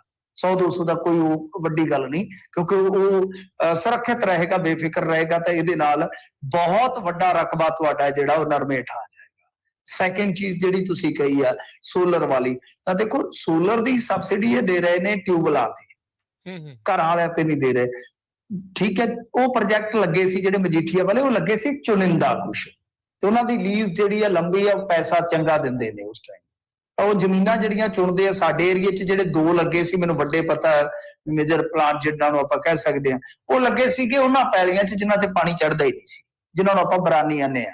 ਇੱਕ ਸਿੱਖ ਵਾਲੇ ਸੀ, ਇੱਕ ਭਰਾਵਾਨ ਵਾਲੇ ਸੀ, ਤੇ ਇੱਕ ਅਡਾਨੀ ਹੋਰਾਂ ਨੇ ਲਾਇਆ, ਉਹ ਬਠਿੰਡੇ ਤੋਂ ਉਰਲੇ ਪਾਸੇ ਆ, ਤਾਂ ਉਹ ਪੈਸਾ ਪੂਰਾ ਦਿੰਦੇ ਨੇ, ਭਰਪੂਰ ਦਿੰਦੇ ਨੇ, ਲੀਜ਼ ਵੀ ਉਹਨਾਂ ਦੀ ਚੋਖੀ ਲੰਬੀ ਹੁੰਦੀ ਹੈ। ਤਾਂ ਜਿੱਥੋਂ ਤੱਕ ਮੇਰਾ ਮਤਲਬ ਕਿ ਕੰਸਰਨ ਹੈ ਕਿ ਜੇ ਸੋਲਰ ਵੱਲ ਤੁਸੀਂ ਵਧਣਾ, ਵੈਸੇ ਤਾਂ ਦੇਖੋ ਫਿਊਲ ਐਨਰਜੀ ਦਾ ਵੀ ਇੱਕ ਬਦਲ ਹੁੰਦਾ ਹੈ, ਸੋਲਰ ਐਨਰਜੀ ਦਾ ਵੀ ਹੁੰਦਾ, ਜਿਹੜੇ ਹਾਈਡਲ ਹੁੰਦੇ ਆ ਉਹਨਾਂ ਦਾ ਵੀ ਹੁੰਦਾ, ਹਾਈਡਰੋਜਨ ਨੂੰ ਆਪਾਂ ਕਹਿ ਦਿੰਦੇ ਹਾਂ, ਪਰੰਤੂ ਮੇਰੇ ਖਿਆਲ ਦੇ ਨਾਲ ਐਟਮੀ ਸਭ ਤੋਂ ਸੌਖੀ ਹੈ, ਜਾਂ ਕਹਿ ਲਓ ਕਿ ਸਸਤੀ ਹੈ, ਕਿਉਂਕਿ 1 ਕਿਲੋ ਕੋਲੇ ਦੇ ਨਾਲ 3 ਯੂਨਿਟਾਂ ਬਣਦੀਆਂ, ਤੇ 1 ਕਿਲੋ ਥੋਰੀਅਮ ਦੇ ਨਾਲ 3 ਕਰੋੜ ਯੂਨਿਟ ਬਣ ਜਾਂਦੀ ਹੈ।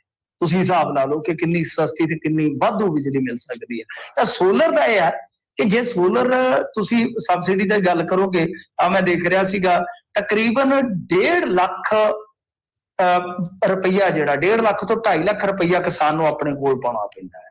ਉਹ ਤਗੜਾ ਤਾਂ ਪਾ ਕੇ ਲਵਾ ਲੂਗਾ, ਮਾੜਾ ਨਹੀਂ ਲਵਾ ਸਕਦਾ। ਔਰ ਦੂਜੀ ਗੱਲ ਇਹ ਹੈ ਕਿ ਜੇ ਸੋਲਰ ਮੇਰੇ ਖਿਆਲ ਦੇ ਨਾਲ ਘਰਾਂ ਚ ਲਾਣੇ ਸਟਾਰਟ ਕਰ ਦੇਣ, ਉੱਥੇ ਸਬਸਿਡੀ ਦੇਣ, ਤਾਂ ਉਹ ਫਾਇਦੇਮੰਦ ਹੈ ਕਿ ਘੱਟੋ ਘੱਟ ਛੋਟੇ ਛੋਟੇ ਪੈਨਲ ਜਿਹੜੇ ਆ ਪੱਖੇ ਜਾਂ ਸਾਡੇ ਜਿਹੜੇ ਲਾਟੂ ਆ ਇਹਨਾਂ ਚੀਜ਼ਾਂ ਤੇ ਮਤਲਬ ਕਿ ਉਹ ਜਿਹੜੀ ਹੈ એનર્ਜੀ ਬਚਾ ਸਕਣ। ਤਾਂ ਇਹ ਇਧਰਲੇ ਪਾਸੇ ਵੀ ਜੇ ਆਉਣ ਤਾਂ ਸਬਸਿਡੀ ਦੇ ਕੇ ਤਾਂ ਮੇਰੇ ਖਿਆਲ ਦੇ ਨਾਲ ਸੋਲਰ એનર્ਜੀ ਕੁਝ ਥੋੜਾ ਜਿਹਾ ਸਾਥ ਦਵਾ ਸਕਦੀ ਹੈ। ਪਰ ਮੁੱਖ ਤੌਰ ਤੇ ਜਿੰਨੀ ਸਾਡੀ ਖਪਤ ਹੈ ਖੇਤੀ ਦੇ ਸੈਕਟਰ 'ਚ 16,000 ਮੈਗਾਵਾਟ ਅਸੀਂ ਖਪਤ ਕਰ ਰਹੇ ਹਾਂ ਇਸ ਟਾਈਮ, ਤੇ ਵਸੋਂ ਸਾਡੀ ਜਿਹੜੀ ਉਹ 3 ਕਰੋੜ ਆ, ਛੋਟਾ ਜਿਹਾ ਸਾਡਾ ਖੇਤਰਫਲ ਆ, ਇਹਦਾ ਮਤਲਬ ਕਿ ਬਹੁਤ ਜ਼ਿਆਦਾ ਬਿਜਲੀ ਅਸੀਂ ਕੰਜ਼ੂਮ ਕਰ ਰਹੇ ਹਾਂ। ਤਾਂ ਉੱਥੇ ਐਟਮੀ ਪਾਵਰ ਹੀ ਮੇਰੇ ਖਿਆਲ ਦੇ ਨਾਲ ਇੱਕ ਕਿਤੇ ਨਾ ਕਿਤੇ ਕਹਿ ਲਓ ਬਦਲ ਬੈਸਟ ਬਣ ਸਕਦੀ ਜੀ। ਥੈਂਕ ਯੂ ਜੀ ਕਾਲ ਦੇ ਲਈ। ਅਗਲੇ ਕਾਲਰ ਆਪਾਂ ਅੱਜ ਦੇ ਅਖੀਰਲੇ ਕਾਲਰ ਲਵਾਂਗੇ ਰਾਜਵੀਰ ਜੀ। ਹਾਂਜੀ ਸਤਿ ਸ਼੍ਰੀ ਅਕਾਲ ਜੀ ਬਿੱਟੂ ਜੀ। ਸਤਿ ਸ਼੍ਰੀ ਅਕਾਲ ਜੀ। ਸਤਿ ਸ਼੍ਰੀ ਅਕਾਲ ਜੀ। ਹਾਂਜੀ ਵੀਰ ਜੀ, ਮੈਂ ਇੱਕ ਤਾਂ ਇਹ ਪੁੱਛਣਾ ਸੀ ਵੀ ਜਿਵੇਂ ਆਪਣੇ ਮਜੀਠੀਏ ਦੀ ਘਰ ਵਾਲੀ ਜਿੱਤੀ ਹੈ ਤੇ ਉਹ ਸਹੁੰ ਚੱਕਦੀ ਨਹੀਂ ਪਈ ਤੇ ਉਹਨੂੰ ਫਿਰ ਤਨਖਾਹਾਂ ਵੀ ਦੇਣਗੇ? ਹਾਂਜੀ ਪਤਾ ਨਹੀਂ, ਉਹ ਤਨਖਾਹ ਤੇ ਜਾਂਦੀ ਹੋਊਗੀ, ਵਿਧਾਇਕ ਜੇ ਬਣੀ ਆ ਬੀਬੀ ਤਾਂ ਤਨਖਾਹ ਤੇ ਸ਼ਾਇਦ ਜਾਂਦੀ ਹੋਊਗੀ। ਵੈਸੇ ਇਹਦੇ ਬਾਰੇ ਨਾ ਐਸੇ ਮਤਲਬ ਕਿ ਮੁੱਦੇ ਬਾਰੇ ਮੈਨੂੰ ਪੂਰੀ ਨੌਲੇਜ ਨਹੀਂ ਹੈ ਕਿ ਮੈਂ ਇਮਾਨਦਾਰੀ ਨਾਲ ਕਹਾਂ ਕਿ ਇਹਦੇ ਵਿੱਚ ਕੋਈ ਇਸ ਤਰ੍ਹਾਂ ਦਾ ਪ੍ਰੋਵੀਜ਼ਨ ਹੈ ਕਿ ਸਹੁੰ ਚੁੱਕਣ ਤੋਂ ਬਾਅਦ ਤਨਖਾਹ ਸਟਾਰਟ ਹੁੰਦੀ ਹੈ ਜਾਂ ਇਲੈਕਸ਼ਨ ਹੋਣ ਤੋਂ ਬਾਅਦ ਜਦੋਂ ਇਲੈਕਟ ਹੋ ਜਾਂਦਾ ਹੈ। ਇਹਦੇ ਬਾਰੇ ਮੈਂ ਪਤਾ ਜ਼ਰੂਰ ਕਰ ਲੂੰਗਾ, ਸ਼ਾਇਦ ਅਗਲੇ ਪ੍ਰੋਗਰਾਮ 'ਚ ਮੈਂ ਤੁਹਾਨੂੰ ਇਹਦੇ ਬਾਰੇ ਦੱਸ ਸਕਾਂਗਾ। ਜਿਹੜੀ ਚੀਜ਼ ਦੀ ਜਾਣਕਾਰੀ ਨਹੀਂ, ਮਾਫ ਕਰਨਾ, ਮੈਂ ਕਦੇ ਫਿਰ ਉਹਦੇ ਬਾਰੇ ਗੱਲ ਨਹੀਂ ਕਰਦਾ। ਓਕੇ ਵੀਰ ਜੀ, ਸਤਿ ਸ਼੍ਰੀ ਅਕਾਲ, ਥੈਂਕ ਯੂ ਜੀ। ਸਤਿ ਸ਼੍ਰੀ ਅਕਾਲ। ਤੇ ਮਿੰਟੂ ਜੀ ਉਦਾਂ ਜੇ ਸਹੁੰ ਇਹ ਵੀ ਕੋਈ ਹੈਗਾ ਮਾਪਦੰਡ ਵੀ ਜੇ ਇੰਨਾ ਚਿਰ ਸਹੁੰ ਨਾ ਚੱਕੇ ਤਾਂ ਸੀਟ ਖਾਲੀ ਦੁਬਾਰਾ ਇਲੈਕਸ਼ਨ, ਕੁਛ ਏਦਾਂ ਦੀ ਚੀਜ਼ ਵੀ? ਨਹੀਂ, ਮੇਰੇ ਖਿਆਲ ਦੇ ਨਾਲ ਇਹਨਾਂ ਨੂੰ ਜਿਹੜਾ ਬੰਗਲਾ ਮਿਲਦਾ ਹੈ ਉਹ ਤੇ ਲੋਟ ਨਹੀਂ ਹੋਇਆ ਬੀਬੀ ਗਨੀਬ ਕੌਰ, ਕਿਉਂਕਿ ਇਹਨਾਂ ਨੂੰ ਛੱਡਣਾ ਪਿਆ। ਹੋ ਸਕਦਾ ਤਨਖਾਹ ਵਗੈਰਾ ਦਾ ਵੀ ਕੋਈ ਪ੍ਰੋਵੀਜ਼ਨ ਹੋਵੇ, ਤੇ ਮੈਂ ਪਤਾ ਕਰ ਲਾਂਗਾ ਦੋਨਾਂ ਚੀਜ਼ਾਂ ਦਾ ਹੀ ਕਿ ਜੇ ਸਹੁੰ ਨਹੀਂ ਚੱਕਦਾ ਕੋਈ ਵੀ ਲੈਜਿਸਲੇਚਰ ਤਾਂ ਕੀ ਉਹਦੇ ਤੇ ਕਾਰਵਾਈ ਹੋ ਸਕਦੀ ਹੈ ਜਾਂ ਉਹਦੇ ਤਨਖਾਹ ਪੱਤੇ ਬੰਦ ਹੁੰਦੇ ਨੇ। ਕਿਉਂਕਿ ਇੱਕ ਡਿਪਟੀ ਸਪੀਕਰ, ਸਾਬਕਾ ਡਿਪਟੀ ਸਪੀਕਰ ਜਿਹੜੇ ਅੱਜ ਕੱਲ੍ਹ ਚਰਚਾ 'ਚ ਨੇ, ਤੇ ਉਹ ਫੋਨ ਚੱਕ ਲੈਂਦੇ ਹੁੰਦੇ ਕਈ ਵਾਰ, ਤੇ ਉਹ ਬਿਊਰੋਕਰੇਟ ਵੀ ਰਹੇ ਨੇ ਸਾਬਕਾ, ਉਹ ਦੱਸ ਦਿੰਦੇ ਆ ਕਿਉਂਕਿ ਉਹਨਾਂ ਨੂੰ ਇਹਨਾਂ ਪ੍ਰੋਵੀਜ਼ਨਾਂ ਦਾ ਪਤਾ ਹੈ। ਮੈਂ ਇਲੈਕਸ਼ਨ ਦੇ ਪੱਖ ਤੋਂ ਮੈਂ ਇਸ ਲਈ ਪੁੱਛ ਰਿਹਾ ਸੀਗਾ ਵੀ ਬੀਬੀ ਨੇ ਸ਼ਾਇਦ ਸੀਟ ਛੱਡ ਕੇ ਤੇ ਬਾਅਦ ਮਜੀਠੀਏ ਨੂੰ ਦੁਬਾਰਾ ਲੜਾਉਣੀ ਹੋਵੇ। ਇਹ ਵੀ ਹੋ ਸਕਦਾ ਉਹਨਾਂ ਨੂੰ ਉਡੀਕ ਹੋਵੇ ਕਿ ਜਲਦੀ ਆ ਜਾਣਗੇ, ਉਸ ਤੋਂ ਬਾਅਦ ਮੈਂ ਅਸਤੀਫਾ ਦੇ ਕੇ ਤੇ ਮਜੀਠੇ ਤੋਂ ਇਲੈਕਸ਼ਨ ਉਹ ਲੜ ਦੇਣਗੇ। ਹੁੰਦਾ ਹੀ ਆ ਘਰ ਦੇ ਵਿੱਚ, ਇਹ ਵੀ ਕਿਤੇ ਨਾ ਕਿਤੇ ਕੋਈ ਖਿਆਲ ਆ ਜਾਂਦਾ। ਦੇਖਦੇ ਆ ਲੈਟਸ ਸੀ ਕੀ ਹੈ। ਪਰ ਇੰਟਰਸਟਿੰਗ ਮੈਨੂੰ ਜਿਗਿਆਸਾ ਦਿੱਤੀ ਹੈ ਭਾਜੀ ਹੋਰਾਂ ਨੇ ਕਿ ਇਹ ਵੇਖਣ ਦਾ ਵਿਸ਼ਾ ਹੋਏਗਾ। ਜੇ ਨਹੀਂ ਜਾਣਕਾਰੀ ਮਿਲੇਗੀ ਤਾਂ ਅਸੀਂ RTI ਪਾ ਕੇ ਪੁੱਛਾਂਗੇ ਕਿ ਕੀ ਗਨੀਬ ਕੌਰ ਨੂੰ ਵੀ ਸੈਲਰੀ ਗਈ ਹੈ, ਜੇ ਗਈ ਹੈ ਤਾਂ ਸੈਲਰੀ ਸਲਿੱਪ ਜਿਹੜੀ ਹਾਸਲ ਕੀਤੀ ਜਾ ਸਕਦੀ ਹੈ ਮਹਿਲਾ। ਜੀ ਜੀ ਜੀ। ਤੇ ਸੋ ਇਹ ਦੇਖੋ ਵੀ ਸਹੁੰ ਚੱਕਦੇ ਆ ਜਾਂ ਨਹੀਂ ਚੱਕਦੇ, ਉੱਥੇ ਜਾਂਦੇ ਆ ਜਾਂ ਨਹੀਂ ਜਾਂਦੇ, ਇਹ ਜਿਹੜੀ ਦੇਖਣ ਵਾਲੀ ਗੱਲ ਹੋਊਗੀ। ਪਰ ਇਹ ਤਾਂ ਬੜੀ ਕਮਾਲ ਦੀ ਗੱਲ ਹੋਊਗੀ ਵੀ ਜੇ ਸਹੁੰ ਵੀ ਨਾ ਚੱਕੇ, ਅਸਤੀਫਾ ਵੀ ਨਾ ਦੇਣ, ਸੀਟ ਭਰੀ ਦੀ ਭਰੀ, ਤੇ ਕੰਮ ਉਹਨਾਂ ਨੇ ਲੋਕਾਂ ਦੇ ਹਲਕੇ ਦੇ ਲੋਕਾਂ ਦੇ ਲਈ ਕੁਛ ਵੀ ਨਹੀਂ ਉਹਨਾਂ ਨੇ ਕਰਨਾ। ਸੋ ਇਹ ਤਾਂ ਬੜੀ ਕਮਾਲ ਦੀ ਗੱਲ ਹੋ ਜੂਗੀ ਵੈਸੇ। ਤੇ ਬਹੁਤ ਸ਼ੁਕਰੀਆ ਮਿੰਟੂ ਜੀ, ਮਿਲਦੇ ਹਾਂ ਜੀ ਕੱਲ ਨੂੰ ਫਿਰ। ਧੰਨਵਾਦ, ਸਤਿ ਸ਼੍ਰੀ ਅਕਾਲ ਜੀ। ਧੰਨਵਾਦ ਜੀ। ਤਾਂ ਸਰੋਤਿਓ, ਇੱਥੇ ਪ੍ਰੋਗਰਾਮ ਦੀ ਸਮਾਪਤੀ। ਅਗਲੀ ਵਾਰ ਤੱਕ ਲਈ ਇਜਾਜ਼ਤ। ਮੇਰੇ ਵੱਲੋਂ ਵੀ ਤੁਹਾਨੂੰ ਸਭ ਨੂੰ ਪਿਆਰ ਭਰੀ ਸਤਿ ਸ਼੍ਰੀ ਅਕਾਲ। ਸੁਣਦੇ ਰਹੋ ਜੀ ਪੰਜਾਬੀ ਰੇਡੀਓ USA।